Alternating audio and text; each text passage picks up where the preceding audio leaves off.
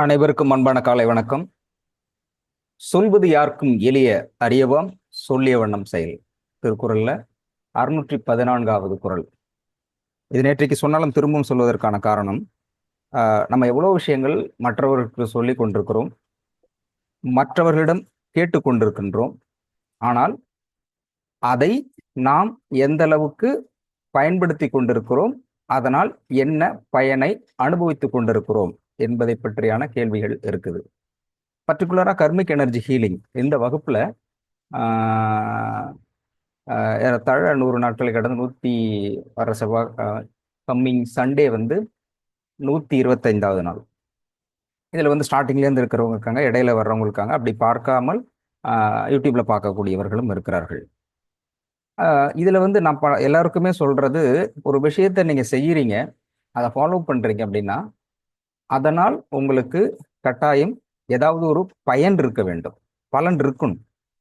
எதுவுமே இல்லை, பலன் இல்லை, பயன் இல்லை அப்படின்னு சொன்னா அது எதுவாக இருந்தாலும் சரி, எதுவாக இருந்தாலும் சரி, அது வந்து அதை வந்து ஃபாலோ பண்றதுல வந்து அர்த்தமற்றதாகிவிடும்.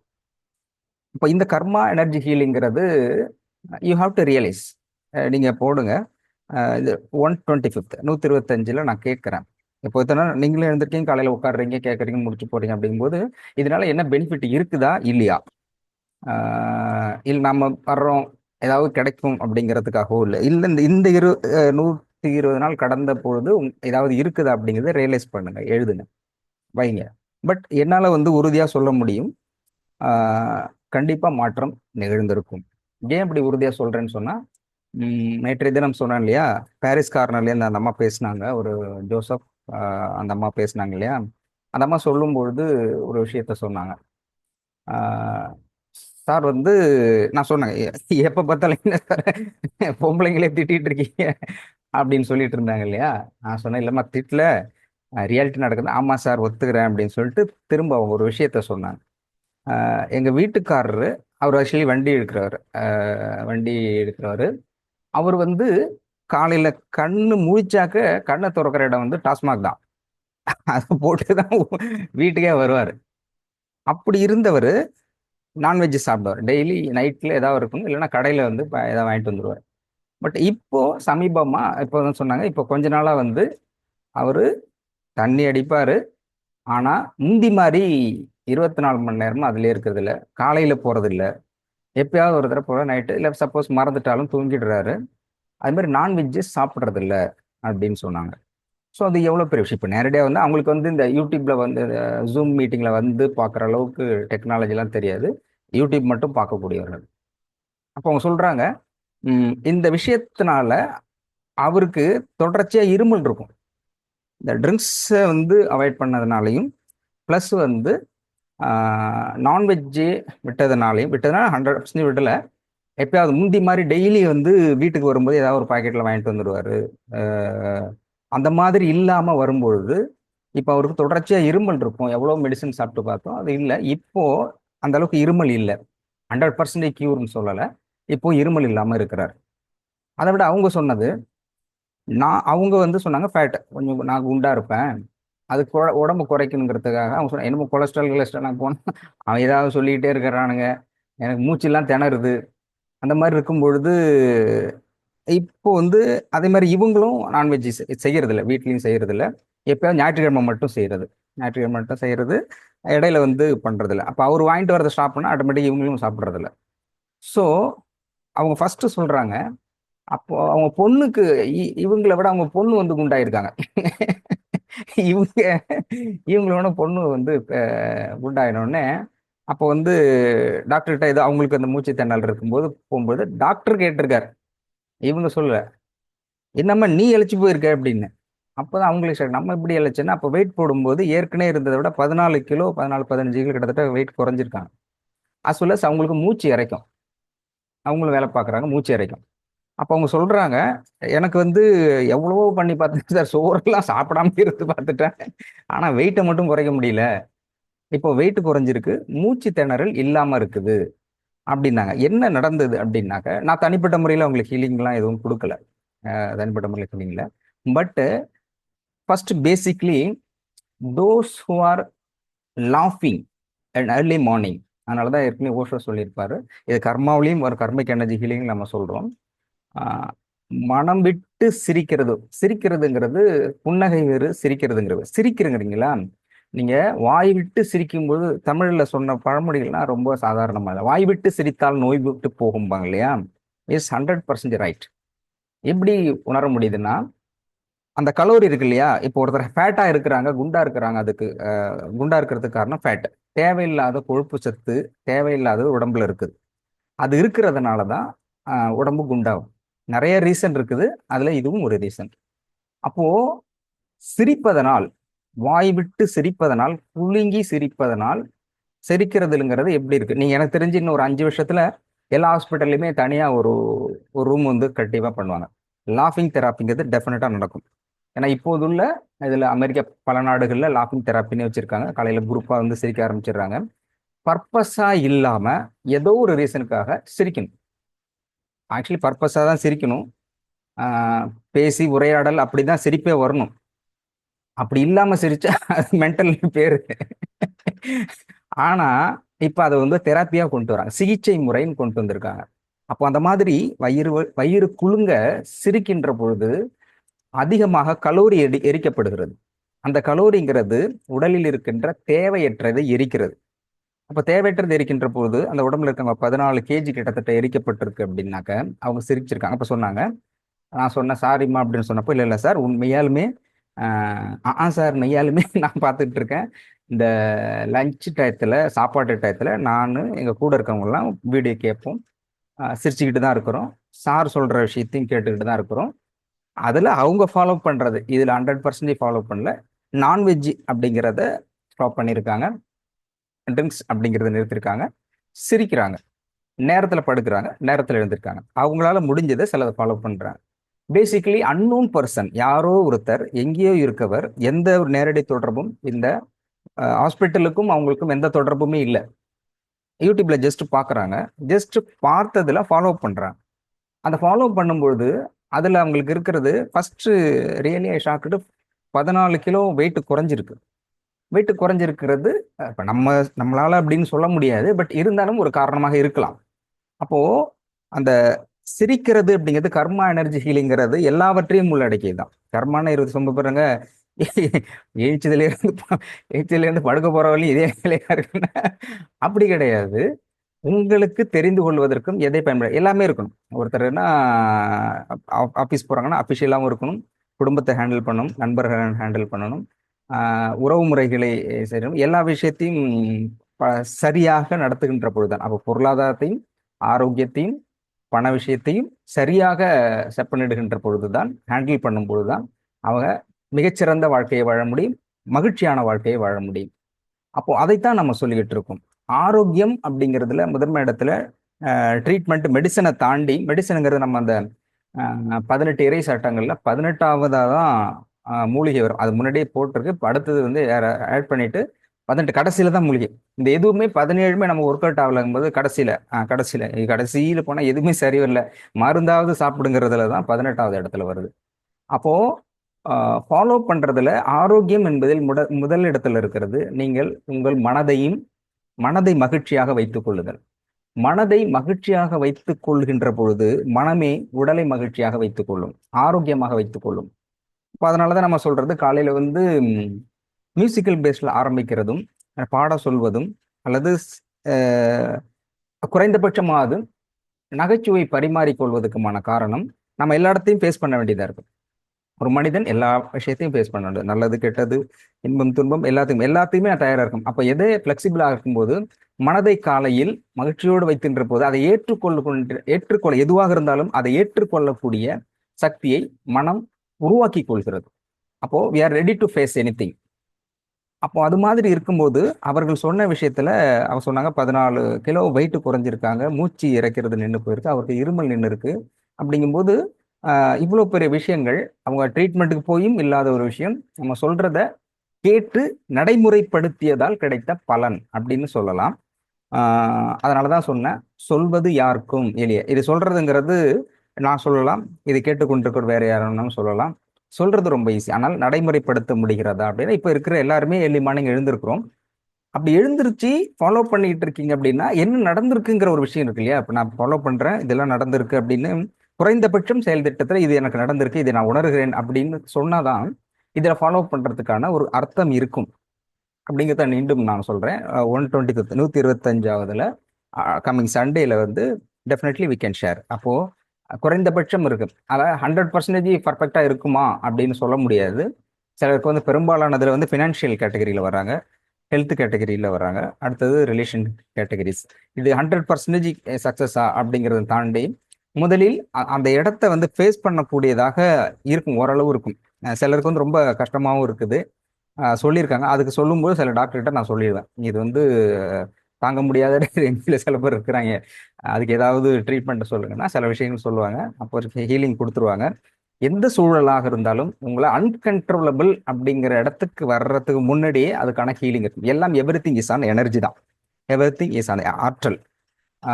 அது அதே மாதிரி சாந்தி மேடம் இருக்காங்களா மலேசியாவில இருந்து? இல்லை நினைக்கிறேன், இருந்தால் ஆக்சுவலி லைவ்ல எடுக்கிறதா இருந்தேன். அவங்க ஃபோன் பண்ணப்போ சொன்னாங்க, ஆக்சுவலி இந்த பொட்டு வைக்கிறாங்க இல்லையா, சந்திர சாந்து பொட்டு, ஸ்டிக்கர் பொட்டு.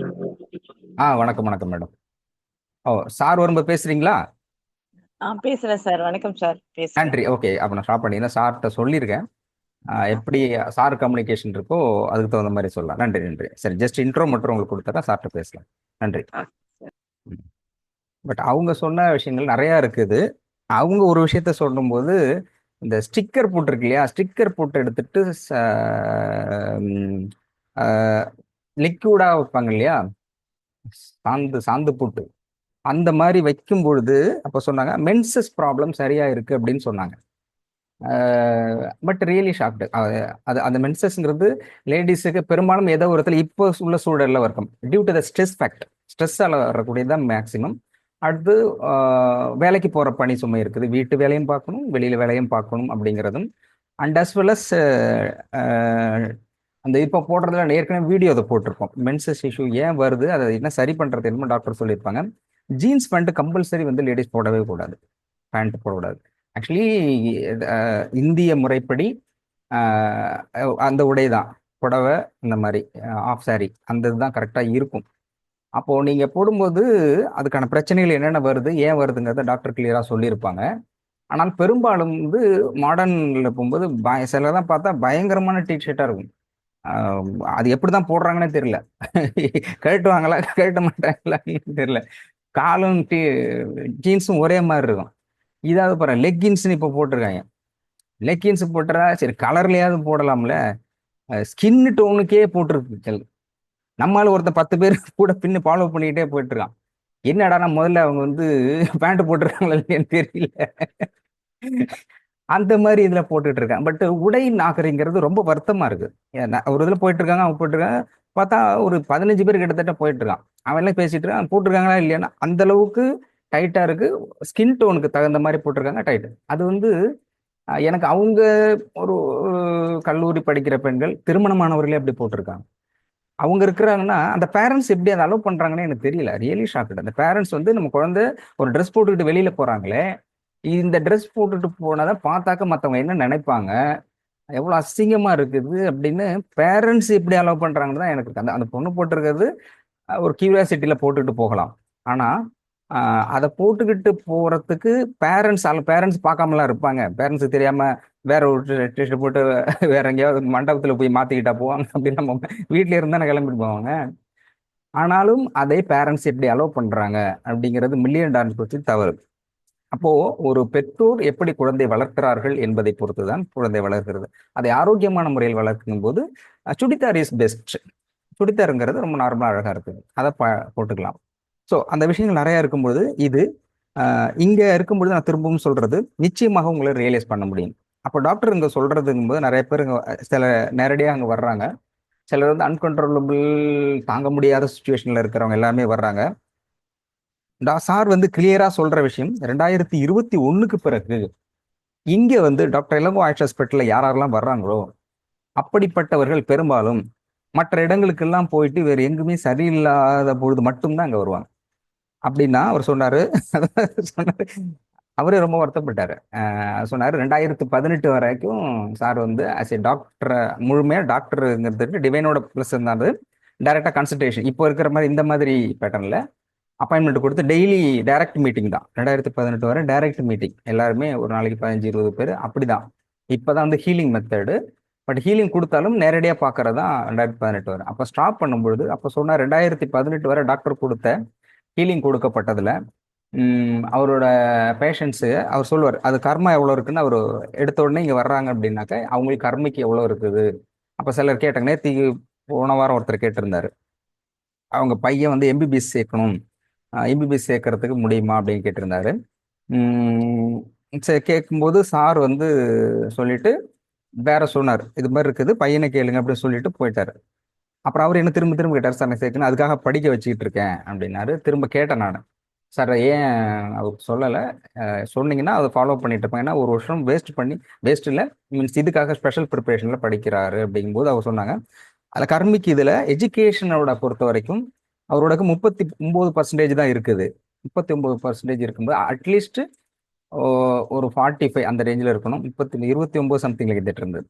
35 to 40 இருந்தால் பார்டர், 50க்கு மேலே இருந்தால் சாட்டிஸ்ஃபைடாக இருக்கும். பட்டு டெஃபினட்டாக எம்பிபிஎஸ்ங்கிறது அவருக்கு சூட்டபிளான பொசிஷனே கிடையாது. இப்போ இது எப்படி நான் சொல்ல முடியும்? அவங்க வந்து இதுக்காகவே செலவு பண்ணிருக்காங்க, எவ்வளோ செலவானாலும் படிக்க வைக்கணும்னு இருக்காங்க. அப்படிப்பட்ட ஒருத்தருக்கு நம்ம இது வந்து சரியில்லைன்னா நெகட்டிவ் நம்ம பெரும்பாலும் சொல்லக்கூடாது. அப்போ இன்டைரக்டா சொல்லலாம், வேற ஏதாவது இருக்கா அவ்வளவுதான் சொல்ல முடியும். அப்போ ஒருத்தர் சரி ஆனா சரி பண்ண முடியும். அப்போ அவங்க என்ன சேரணும் அப்படின்னு கேட்கறா அது சொல்லிடலாம். அவர் எம்பிபிஎஸ் சேரணும், சீட்டு கிடைக்கிறதுக்கு நீங்க ஹீலிங் கொடுங்க அப்படிதான் கேட்டிருந்தாங்க. அப்படி நம்ம கொடுக்க முடியாது.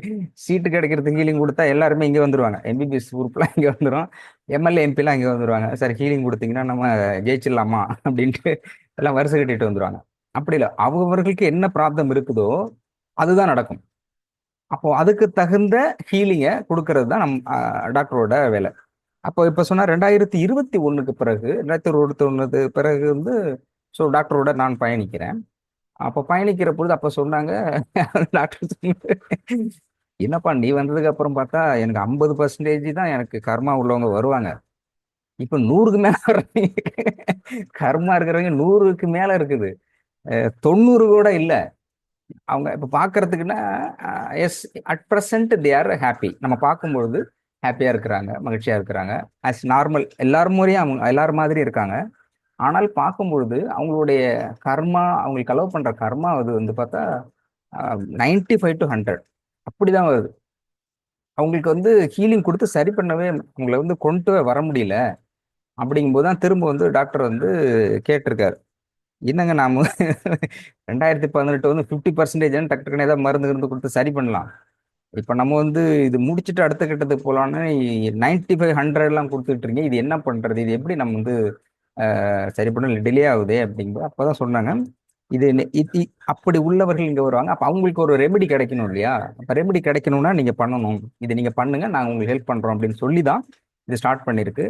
அப்போ இங்க ஹீலிங் கொடுக்கறது அப்படிங்கிறது இன்னரா ஒரு எனர்ஜியை வந்து கொடுக்கப்பட்டு பேட் கர்மா வந்து நியூட்ரலைஸ் பண்ணி நடந்தாதான் எதுவுமே நடக்கும். இது ரியாலிட்டி. ஆனாலும் அதை ஏற்றுக்க முடியல நான் உள்பட. இப்போ சிலர் வர்றாங்க ஒரு இஷ்யூக்காக வர்றாங்க அப்படிங்கும்போது சரி ஒரு நாள் இத்தனை நாளுக்குள்ள ஒரு விஷயம் கிடைக்கணும், நம்ம வந்து ஃபாலோ பண்ணோம் போகணும் அப்படிங்கும்போது எனக்கே அப்படிதான் இருந்தது. இப்போ இருந்ததுன்னா ஒரு வாரம் ஒரு மாதத்துக்குள்ள அவங்க மெடிசன் கொடுத்து அடுத்தடுத்த கட்டத்துக்கு போனால் அவங்க ஃபாலோ பண்ணுறது ஈஸியாக இருக்கும். பட்டு எனர்ஜி நெகட்டிவ் எனர்ஜி கிளென்சிங் பண்ணி ரீ எனர்ஜைசேஷன் பண்ணி கொடுக்கறதுக்கு லேட் ஆகும்போது அவங்க மனதில் ஒரு தொய்வு ஏற்பட ஆரம்பிச்சிருது. என்னடா அது இது இது நம்ம பிரச்சனையை விட இது பயங்கரமா இருக்கு போல இருக்கு, இது எப்போ வரும்னு தெரியலையே, அதை மறந்துட்டேன், இது பெருசா இருக்கே அப்படிங்கும்போது அப்போ அவர் சொன்னாரு, இப்ப இது இப்படிதான் இருக்கும், இப்படி இருந்தா தான் சரி செய்ய முடியும். அதான் சொன்னாரு, இது தாண்டி நீ வேற எங்க போனாலும் சரி, அதான் அது ஏற்கனவே சொல்றேன் அந்த கேன்சரோட இஷ்யூக்கு சொல்றேன். அப்போ போனாலும் அது அப்படியே நான் கொடுத்தாலும் கூட சரியாகும் போது உங்களுக்கு இன்னர்ல அந்த பிளாக்கேஜ் இருக்கிற பொழுதுதான் பிரச்சனை வருது. பிளாக்கேஜ் ரிமூவ் பண்ணும்போது தான் அது இருக்கும். அப்ப நான் சொன்னேன், நீங்க சொல்லிடுங்க சார், நான் சொல்லிட்டேன், சொல்லி நாக்கு தள்ளிடுச்சு, அது வந்து அதெல்லாம் ரீச் பண்ண முடியல.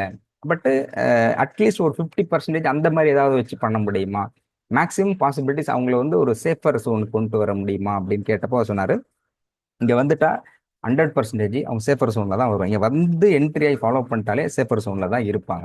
அவங்களுக்கு எந்த பிரச்சனையுமே வராது. ஏன்னா இது நான் இல்லை, அவர் சொன்னார், ஒரு முறையும் சொல்கிறது, நான் இது ட்ரீட்மெண்ட் கொடுக்கல, சித்தர்கள் வழி நடத்தி தான் கொடுக்குறாங்க. அது மாதிரி இங்கே வர்றாங்க அப்படின்னாக்க சில இது பார்த்துக்கிறேன், சிலது வந்து ஜாஸ்தி கர்மிக்கு இருக்கிறவங்களுக்குலாம் வர்றதுக்கு முன்னாடியே அவர் வந்து தலையில் எண்ணெய் வச்சு குளிச்சுட்டு ஒரு சில நாளுக்கு 4-5 தடவை குளிப்பார். ஏன்னா அவர் சொல்றாரு அவங்களுக்கு கர்மிக் எனர்ஜி இருக்கு, நெகட்டிவ் எனர்ஜி. அப்போ அதை சரி பண்ணுறதுக்கு அவங்க வந்து போன பிறகு வர வர குளிச்சுக்கிட்டே இருக்கும். அப்படிதான் பண்ணிட்டு இருப்பாரு. அப்போ அவங்களத சரி பண்ற இன்னர்ல சரி பண்றது வேற யாருமே இப்போதைக்கு இல்லை. அது ரொம்ப ரிஸ்க், யாரும் பண்ண மாட்டாங்க. இப்போ டாக்டர்னா உடனே பார்க்குறோமா, ட்ரீட்மெண்ட் கொடுக்குறோமா, பணம் வாங்குறோமா, மெடிசன் கொடுத்தோமா, டக்கு டக்குன்னு அப்படிதான் இருக்கும். ஆனால் ரியாலிட்டியா ஒரு உடலில் இருக்கக்கூடிய அந்த கர்மிக் எனர்ஜியை, நெகட்டிவ் எனர்ஜியை கிளென்சிங் செஞ்சுட்டு ரீஎனர்ஜைசேஷன் பண்ணி அவங்களுக்கு தேவையான பாசிட்டிவ் இடத்துக்கு கொண்டு வர்றதுங்கிறது இதுதான் டிவைனோட ப்ராசஸ். இதுதான் ப்ராசஸ், ரியாலிட்டி ப்ராசஸ் தான். அப்போ அதை நம்ம பண்ணும்பொழுது அவ்வளோலாம் நம்ம பண்ண வேண்டிட்டு இருக்கு. இது எல்லாத்துக்கிட்டையும் சொல்லிட்டு இருக்க முடியல அப்படின்னா சரி, இது எல்லாருக்குமே புரிஞ்சாலும் ப்ரெசன்ட் சுச்சுவேஷன் இருக்கு இல்லையா, அவங்களால அன்பேரபிளா இருக்கும்பொழுது அவங்களுக்கு ஏதாவது கைடன்ஸ் கொடுத்து பண்ணணும் அப்படின்னு சொன்னேன். சரி ஓகே பண்ணுவோம் அப்படின்னு சொல்லியிருக்காங்க. அதனால சில விஷயங்கள் பண்ணியிருக்காங்க. ஷார்ட்லி 1 or 2 daysல நான் சொல்லிடுறேன், சொல்லிட்டு மேக்ஸிமம் மெடிசனை ஃபர்ஸ்ட் கொடுத்துட்டு கிறிஸ்டலைன் கொடுத்துட்டு அடுத்தது பண்ணிடுவோம் அப்படின்னு சொன்னாங்க. நான் சொன்னேன் ஃபர்ஸ்ட் கிறிஸ்டலையாவது அனுப்பும், மெடிசன் கூட 2. பட் இங்கேருந்து போயிட்டு இருக்கு, அவங்களுக்கு ஏதாவது ஒன்று கிடைச்சி மூவ் பண்ணணும் அப்படிங்கிற விஷயத்த சொன்னேன். கண்டிப்பாக பண்ணலான் இருக்காரு. அது மாதிரி கேன்சர் அப்படிங்கிறவர் ஏற்கனவே இன்னொருத்தர வந்திருந்தாங்க. அதில் வந்து உண்மையை சொல்லணும்னா this is we are specialised in the cancer. Doctor Ilango Ayush hospital அனைத்து விதமான பிரச்சனைகளுக்கும் தீர்வு கொடுக்கிறது. உடல் சார்ந்த, ஆரோக்கியம் சார்ந்த, பணம் சார்ந்த, உறவுகள் சார்ந்த, இந்த 3ஐயும் கடந்து ஸ்பெஷல் ஃபர்ஸ்ட் ப்ரியாரிட்டி எதுக்கு கொடுக்கப்படுகிறதுனா கேன்சருக்கு. ஏன்னா 2021-22 நாங்கள் ஸ்டார்ட் பண்ணும்போது அவர் சொன்னார், டிவைன் கொடுத்துட்டு இந்த 2025 to 2035 வரை அந்த 10 ஆண்டுகள் என்பது உலகெங்கிலும் கேன்சரால் பாதிக்கப்படக்கூடியவர்கள் மிக அதிகம் இருப்பாங்க. இது அகத்திய சித்தர் எழுதியிருக்கார்.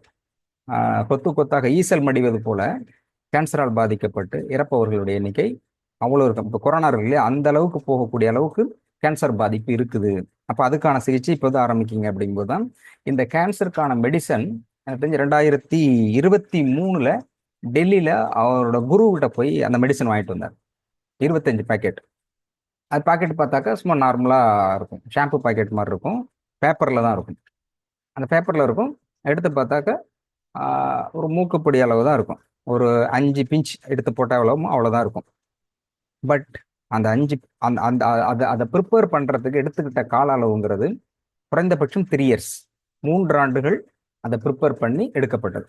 ஒன்ஸ் அதை எடுத்துக்கிட்டாச்சுன்னா 100% கேன்சர் வருவதற்கான, உருவாவதற்கான மூல காரணமாக இருக்கக்கூடிய அந்த அந்த ஜீன், அந்த செல்கள், அந்த குரோத், அந்த ப்ரொடக்ஷன் செல்ஸ் உள்பட ஸ்டாப் முழுமையாக தடுத்து நிறுத்தப்படும். அந்த ஒரே மெடிசன் போதும், ஒரு மெடிசன் போதும். அதான் சொன்னா, இது ஒன்று போதும். பட் அவங்களோட மைண்ட் ஏற்றுக்காது, என்னடா இதில் ஒன்று சாப்பிட்டு அப்படி அது எப்படி சரியாகும். அதனால தான் கூட சில ஹெல்த் சப்போர்ட்டுக்காக மற்ற மெடிசன் கொடுக்குறது. ஒன்று போதும், எடுத்துட்டாங்கன்னா நடக்கும். அது நிறைய பேர் இங்கே வந்திருக்காங்க. அப்போ சொல்லுவார், இதை எடுத்துக்கொள்ளக்கூடிய எலிஜிபிலிட்டி நிறைய பேருக்கு இல்லை. கேன்சருக்காக நிறைய பேர் வந்திருக்காங்க, எலிஜிபிலிட்டி நிறைய பேருக்கு இல்லை. அப்படி எலிஜிபிலிட்டி இல்லாத ஒருத்தருக்கு தான் நான் ப்ரெஷர் பண்ணிக்கிட்டேன். அப்போ சொன்னேன், இது மாதிரி ரொம்ப சீரியஸ் கண்டிஷனாக இருக்கிறாரு, நீங்கள் கொடுக்கணும் சார் அப்படின்னு சொன்னேன். ஏன்னா 4th ஸ்டேஜை கடந்த ஒருத்தருக்கு ஏற்கனவே சாரும் லைவ்ல சொல்லியிருப்பார். நான் 4th ஸ்டேஜை கடந்தாச்சு. இங்கிலீஷ் மெடிசன்லேயே சொல்லிட்டாங்க, இங்கிலீஷ் மெடிசனில் வந்து இதுக்கப்புறம் மெடிசன் ஒர்க் அவுட் ஆகாது உங்களுக்கு அப்படின்னு சொல்லப்பட்டது. அப்படி சொல்லப்பட்ட ஒருத்தருக்கு டாக்டர்கிட்ட அவர் சொன்னார், நம்ம ரொம்ப வெயிட் பண்ணும்போது நமக்கு எப்படி கொஞ்சம் இதாக செய்யணும் போகமாயிடுச்சு அப்படின்னு சொல்லிட்டு திரும்ப கேட்டுக்கிட்டே இருந்தேன். அப்புறம் சார் என்ன பண்ணலாம் அப்படின்னாரு. இல்லை சார் அவர் கொடுங்க, பாவம் சீரியஸ் கண்டிஷனாக இருக்காரு, ரொம்ப முடியல, பெயின், பயங்கரமாக பெயின் இருக்குது, அதான் இருக்குதுல்ல 25 பேக்கெட்ஸ் இருக்கு, இதை இருக்குல்ல ஒன்று எடுத்து கொரியர் அனுப்பி விட்டுரும் சார் அப்படின்னு. அப்புறம் சொன்னார், அவங்க நம்ம சொல்கிறத ஃபாலோ பண்ணுவாங்களான்னா, உயிர் பிழைக்கிறாங்கன்னா கண்டிப்பாக ஃபாலோ பண்ண மாட்டாங்களா, கண்டிப்பாக ஃபாலோ பண்ணுவாங்க சார் அப்படின்னா. சரி அதை மட்டும் கேட்டுக்க அப்படின்னா நானே அஷூரன்ஸ் கொடுத்தேன் அதெல்லாம் ஃபாலோ பண்ணுவாங்க சார் அப்படின்ட்டு. அப்புறம் கேட்டேன் அவங்க 100% ஃபாலோ பண்ணுவோம் அப்படின்னாங்க. அப்புறம் சொன்னார் சரி நீயே அனுப்பி விட்டுரு அப்படின்ட்டாரு. சரி நான் தான் அனுப்பி விட்டேன். அனுப்பி விட்டதுக்கப்புறம் ஆக்சுவலி எனக்கு தெரிஞ்ச அதோட டோட்டல் காஸ்ட் வந்து அது அதன் பிறகு செல்ஸு அவருடைய உடம்புல இருக்க மேக்சிமம் மற்ற எனர்ஜி இருக்கக்கூடிய எனர்ஜி சுத்தமாக எனர்ஜி இல்லை அவருக்கு, உயிர் வாழ்ந்துட்டு இருக்காரு அவ்வளோதான். இப்போ எனர்ஜி ரீக்ரோத் ஆகிறதுக்கும் இதுக்கும் ப்ளஸ் வந்து மற்ற பெயினை க்யூர் பண்ணுறதுக்கும் வலி இருக்கிறதுக்கும் கர்மாவை கிளென்சிங் ரெடி பண்ணுறதுக்கும் அப்புறம் வந்து இது மற்றவர்களுக்காக மொத்தம் 8 கிறிஸ்டல் கொடுத்தார், 8 கிறிஸ்டல்ஸ்.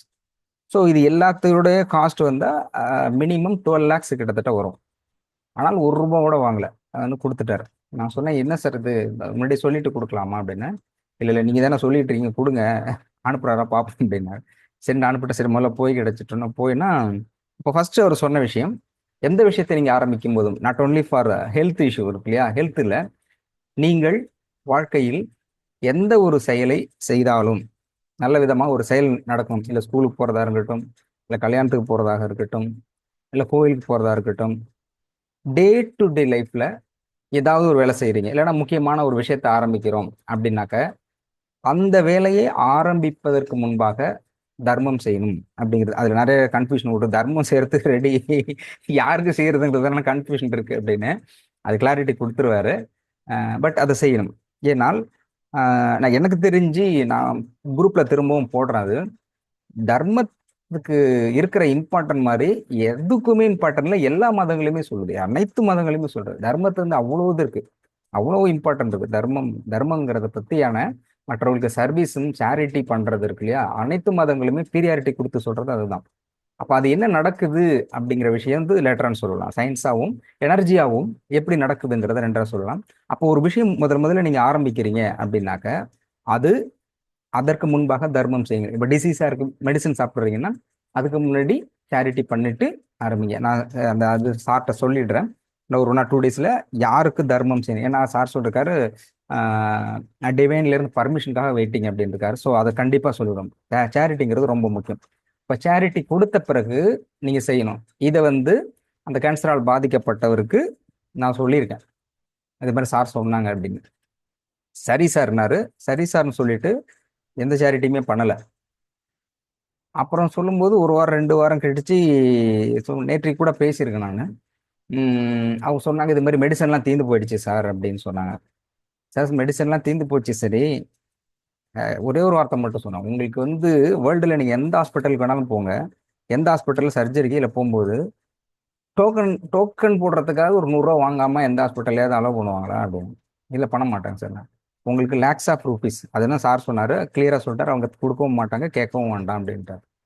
நான் லேக்ஸ் ஆஃப் ருபீஸ் இருக்கக்கூடிய மெடிசனை உங்களுக்கு ஃப்ரீயாக கொடுத்துருக்கேன். முதல்ல நீங்கள் இதுவே வாங்கிக்கிறது ரேட். அப்போ அட்லீஸ்ட் அடுத்த செகண்ட் கேட்டிருக்கணும் நீங்கள் என்ன எவ்வளோ கொடுக்கணும்னு சொல்லி அதை கொடுத்துருக்கணும். அது வேண்டாம் வாங்கலைங்கிறது ரெண்டாவது விஷயம். பட்டு மெடிசன் அப்படிங்கிறது ரொம்ப பேர் அதில் வந்து சொன்னாங்க மெடிசனுக்கு ஃப்ரீயாக வாங்கக்கூடாது அப்படின்னு. எமர்ஜென்சி பில்ஸில் கூட சில பேர் சொன்னாங்க ஃப்ரீயாக வேண்டாம் சார் அப்படின்னு. பட் சிலது வந்து சார் வந்து பிளெஸிங்கோட கொடுக்கறது வேற விஷயம். பட் எதுவுமே உலகத்தில் எதுவுமே ஃப்ரீயே கிடையாது. அப்போ டாக்டர் வந்து சொன்னதை அவர்கிட்ட சொன்னேன், அவர் பண்ணலை. சார் சொன்னார் இப்போ வேண்டாம் அப்புறம் பார்த்துக்கலான்ட்டாருன்னு. அப்போ நீ இப்போ கொடுக்குற மாதிரி ஐடியா இல்லையாண்ணே. இப்போ இல்லை சார் நானே ரொம்ப கஷ்டத்தில் இருக்கேன் அப்படின்னாரு. ஸோ இது அதுக்கப்புறம் சேரிட்டியாவது பண்ணீங்களான்னா அப்போ தான் சொன்னார் சேரிட்டின்னா அது மாதிரி பிரியாணி போடுறேன்னாரு. பிரியாணி எத்தனை பேர் பண்ண அது சேரிட்டியா சார்? இது கர்மாங்கிறது இதில் வந்து cancer, brain tumour, autism is like that ஒரு 10-15 டிசீஸ் இருக்கு. இது எல்லாமே 100% கர்மா உள்ளது. 100% கர்மை. நான் அடுத்து ஒரு லிஸ்ட் அவுட் கொடுக்குறேன் என்னென்ன ஒரு டிசீஸும் என்ன கர்மாவால் எந்தெந்த டிசீஸ் வருது அதுக்கு பரிகாரம் அகத்தியர் சொல்லியிருக்காரு. 4448 டிசீஸும் அதுக்கான கர்ம காரணங்களும் அதுக்கான பரிகாரங்களும் அகத்தியர் சொல்லியிருக்கிறாரு. அந்த ஃபுல் டேட்டாஸ் வந்து நான் எவ்வளோ இடத்துல கேட்டுப்பட்டுட்டேன், அது எதுவும் கிடைக்கல. ஒரு 20-25 மட்டும் மெயினாக கலெக்ஷன் பண்ண முடியுது. அதை மட்டும் நான் சொல்கிறேன் லேட்டர் டீட்டெயிலாக சொல்லிட்டு குரூப்லேயும் ஷேர் பண்ணுறேன். அப்போ அவர்கிட்ட சொன்னேன் நான், இது நீங்கள் இது சேரிட்டி பண்ணலைன்னா அடுத்தது இப்போ நேத்திக்கு சொல்லும்பொழுது யாராவது எங்கள் ஊரில் இருக்கிறவங்களுக்கு ஏதாவது 100-200 அந்த மாதிரி ஏதாவது கொடுக்கட்டுமா அப்படின்னு.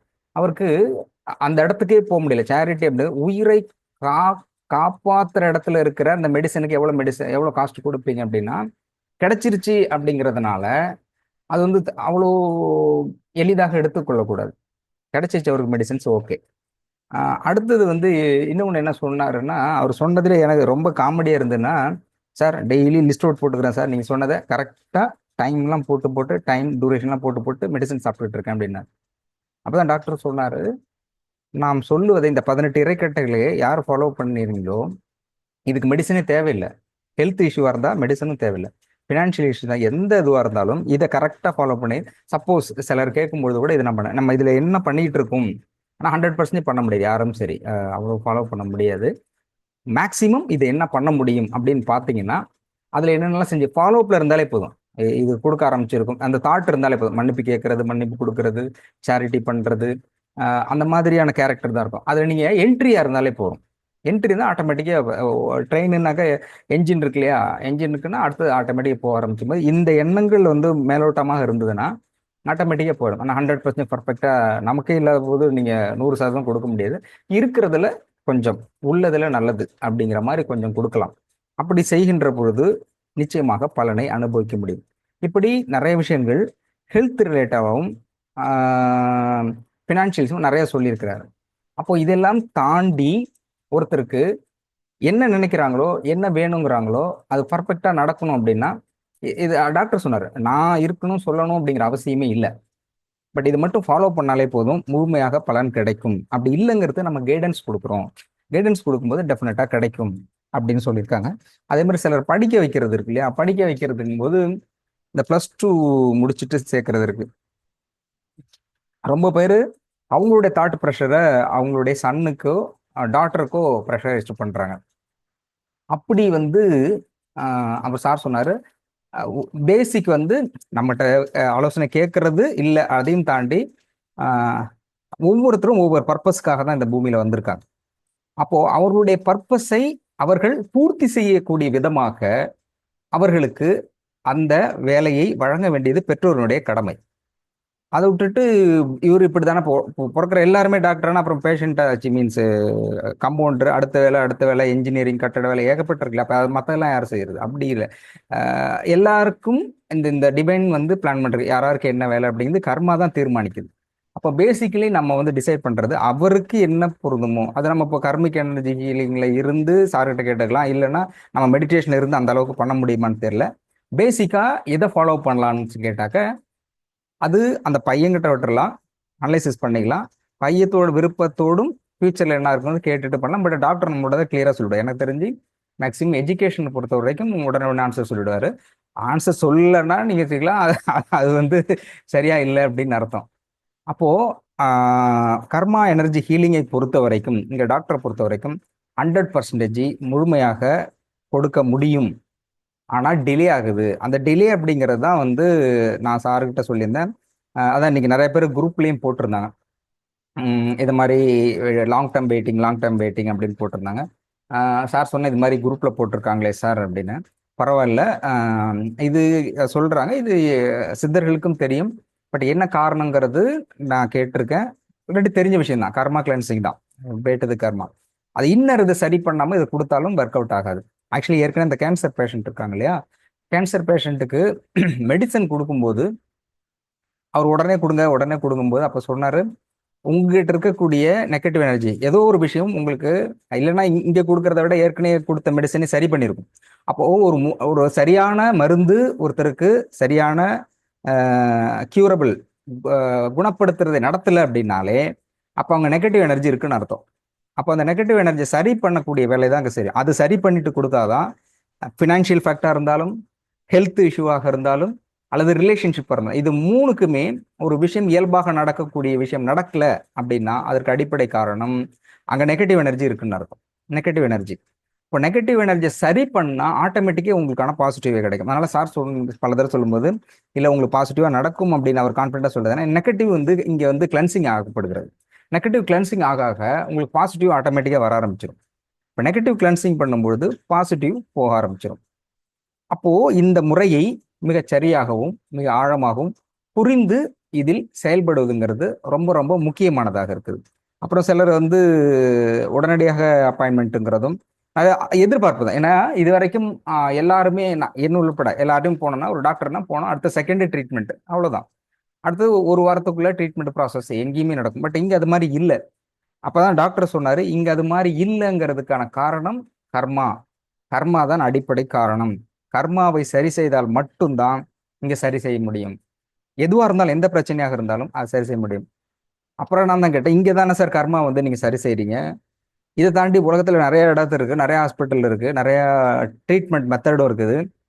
அப்ப எல்லாருமே இந்த மாதிரி கர்மா கிளென்சிங் மட்டும் நம்மகிட்ட வர்றாங்க, ஒரு ஆயிரக்கணக்கான பேர் மட்டும் நம்ம கொடுத்துட்டோம். அப்ப அவங்களுக்கெல்லாம் எப்படி பண்ண முடியும் அப்படின்னப்போ அப்ப சொன்னாரு, அப்போ இங்க வருகின்ற பொழுது இவர்கள் வந்து இந்த பிறவிலேயே அந்த கெட்ட கர்மாவை, பேட் கர்மாவை நியூட்ரலைஸ் செய்யறாங்க.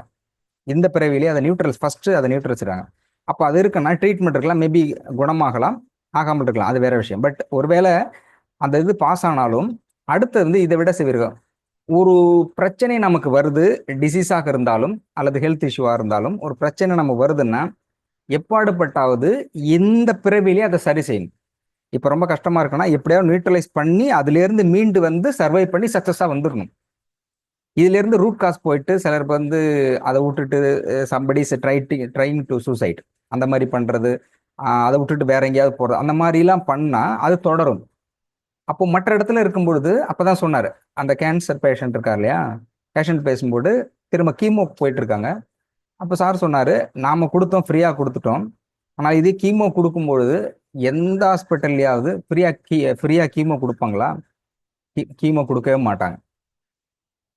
ஆனா அதுக்காக அவர் செலவு செய்யறாரு இல்லையா, இப்ப நாம சொல்றது குறைந்தபட்சம் சில அமௌண்ட் சொன்னார், இந்த அமௌண்ட்டை நீங்க சேரிட்டி பண்ணுங்கன்னாரு.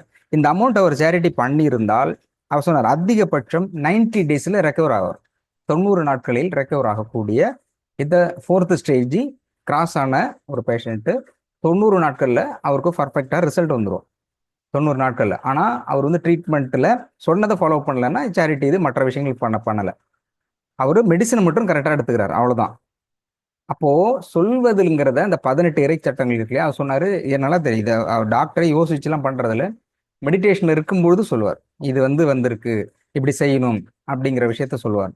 அப்போ ஒன்றும் இன்னும் இந்த கர்மா எனர்ஜி ஹீலிங்ல இருக்கவங்க தெரிந்து கொள்ளக்கூடிய விஷயம், தெரிஞ்சுக்க வேண்டிய விஷயங்கிறது எல்லாருக்குமே முன் ஜென்மம் இருக்குங்கிறதை பற்றியும் அடுத்த ஜென்மம் இருக்குங்கிறத பற்றியும் அதை முடிக்கணும் அப்படிங்கிறது தான் நம்முடைய பிறவினோட நோக்கம் அப்படிங்கிறதும் ரொம்ப தெளிவா தெரிஞ்சா நல்லது.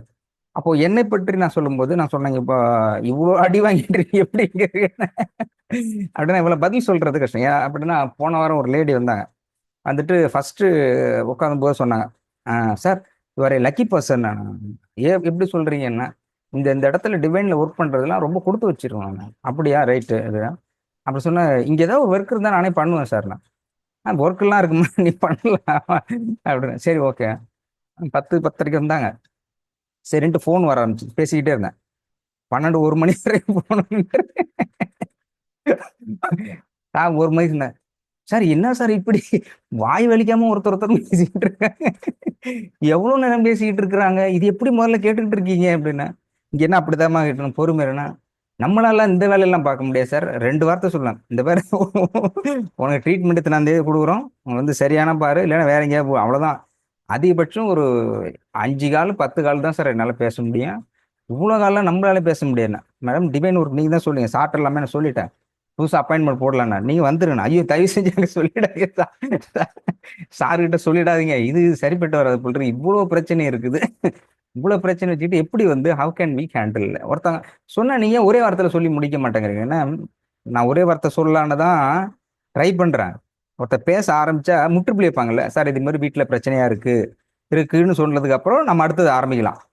சார் பிரச்சனைக்குன்னு ஆரம்பிச்சேன்னா அல்ல, அவன் என்ன சார் பிரச்சனை இருக்கு, இதுக்கப்புறம் அங்கே எங்கள் பெரியம்மா இருக்காங்க, அவங்க அந்த பிரச்சனை இருக்கு, அவங்க வீடு கட்டுறது இருக்கு, எங்கள் ஒய்ஃப் இருக்கா, என் ஒய்ஃபுக்கு எங்கள் அம்மாவுக்கு பெரிய தகராறு, எங்கள் அம்மாவுக்கு தகராறு இருக்கும்போது என் அம்மா கோச்சிட்டு போகும்போது அவன் மூச்சு விடாம போயிடுறான், நீ எங்க வந்து பிரேக் போடுற, பிரேக்கே இல்லாம அடிச்சுட்டு இருக்காங்க போது நீ எங்க பிரேக் போட்டு பேசுவ.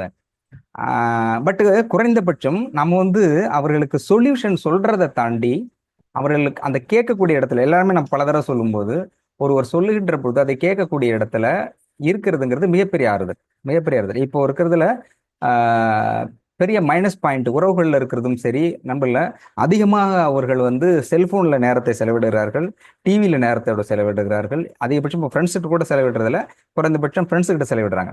ஆனாலும் அவங்களுக்கு ஒரு பிரச்சனை வரும்பொழுது அப்ப யாருமே அதை கேட்கறதுக்கு தயாரா இல்லை.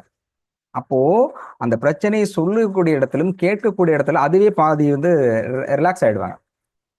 ரொம்ப பேரோட தான் பேசிட்டு, அப்பா இப்பதான் சார் நான் சொல்றது எனக்கு பிரச்சனைலாம் தீர்ந்த மாதிரி இருக்குண்ணா. உனக்கு தீர்ந்த மாதிரி இருக்கு, எனக்கு ஆரம்பிச்ச மாதிரி இருக்கு. ஒருத்தன் எவ்வளவுதான் மைண்ட்ல வச்சுக்க முடியும். பட் இருந்தாலும் வந்துட்டேங்க. விளக்கு மறைக்குது சார். சாரி, நான் புரியல. ஓகே, பின்னாடி விளக்கு தீப ஒளி மறைக்குதுன்னு சொல்றாங்க ஐயா. டிவைன் ஓ தெய்வம் நடத்துது. Right right. யாரு? டிவைன் எனர்ஜி தீபம் மறைக்குதுன்னு சொல்றாங்க. ஓஹோஹோ, அப்படியா? Right right. Sorry sorry. நன்றி நன்றி நன்றிம்மா, நன்றி. ஓகே, அப்போ இந்த இடத்துட்ட வந்து இருக்கும்போது கேட்பது அப்படிங்கிறது ஒத்திசைவு இருக்கு இல்லையா? அதனாலதான் எல்லாத்திட்டும் சொல்லும்போது யாராவது ஒருத்தர் கஷ்டம் அப்படின்னு வரும்பொழுது நீங்க ஒருத்தருக்கு பொருள் கொடுக்குறீங்களோ எது கொடுக்குறீங்களோ அவங்க கிட்ட குறைந்தபட்சம் அவங்களுடைய பிரச்சனையை காது கொடுத்து கேளுங்கள். கேட்டாலே அவங்களுக்கு பெரிய ரிலீஃப் ஆயிடும். அதன் பிறகு அடுத்த கட்டத்துல போங்க. இப்போ நான் சொல்லுகின்ற பொழுது பிறவிங்கிறத நான் நிறைய சார்ட்ட கேட்டிருந்தேன். ஏன்னா இதுல உண்மையா இப்ப ரியாலிட்டி இருக்குதா அப்படிங்கிற விஷயத்த நிறைய கேட்கும்போது நிறைய சொல்லிருக்காரு. அப்ப 7th இருக்கு இல்லையா, 7வது பிறவி, என்னோட 7வது பிறவிங்கும் போது அப்போ தேவர் சமூகத்தை சார்ந்தவரா நான் இருந்தங்கும் போது அப்போ அந்த இடத்துல என்னுடைய கணக்க பிள்ளையாக இருந்தவர் அப்படிங்கிறது இந்த பிறவியில் என்னுடைய அப்பாவாக இருந்தவர் தான் அப்போ எனக்கு கணக்கு பிள்ளையாக இருந்தார். அப்போ ஃபுல் அண்ட் ஃபுல் அவர் அப்பாவை நம்பி தான் கணக்கெலாம் ஒப்படைச்சிருக்கேன். ஊக்கப்பட என்னுடைய மிகச்சிறந்த வழிகாட்டியாக இருந்திருக்காங்க. கரெக்டான லீடு கைடன்ஸ் எல்லாமே அவங்க தான் கொடுத்துருக்காங்க. அப்போ ஜென்மத்தில் இருந்த நிறைய பேர் கிட்டத்தட்ட இப்போ வந்து கோரிலேட் ஆயிருக்காங்க. அப்போ வந்து அப்பா வந்து மிகப்பெரிய சிவபக்தா இருக்கும்பொழுது அப்பாவோட வேண்டுதல்ல ஒரு விஷயமாக என்ன இருந்ததுன்னா, அடுத்த பிறவியில் இவர் வந்து என்னுடைய மகனாக பிறக்க வேண்டும்ங்கிறது அப்பாவோட ஒரு வேண்டுதல். அதே மாதிரி அம்மா வந்து அதுக்கு முன்னாடி வேண்டும் ஒரு இது இந்த வேண்டுதல் அப்படிங்கிறது இப்போ இறைவன் காது கொடுத்துக்கிற செவி சாய்க்கிறார், உங்களுடைய பிரச்சனைக்கு செவி சாய்க்கிறார் இல்லையா, கேட்கப்படும். அப்போ எந்த காலகட்டத்தில் எந்த சூழலில் எந்த பிறவியில் கொடுக்கப்படுமோ அது கொடுக்கப்படும். அப்போ ஹோல் ஹார்ட்டடா நீங்க எதை எப்போது கேட்கிறீர்களோ அது நிச்சயமாக இறை சக்தி ஏற்றுக்கொள்ளும். இறை சக்தி அப்படிங்கிறத விட இன்னொரு பாயிண்ட் ஆஃப் எனர்ஜி. ஒரு எனர்ஜி கொடுக்குறீங்க. இப்போ ஃபயர், நெருப்பு அப்படின்னா நெருப்பு கூட ஒரு எனர்ஜி. தண்ணி அப்படிங்கிறது ஒன்றுச்சு, அந்த எனர்ஜி அப்படிங்கிறது கிடைக்குது இல்லையா? அதே மாதிரி அப்பா வென்றுனது அந்த பிறவி.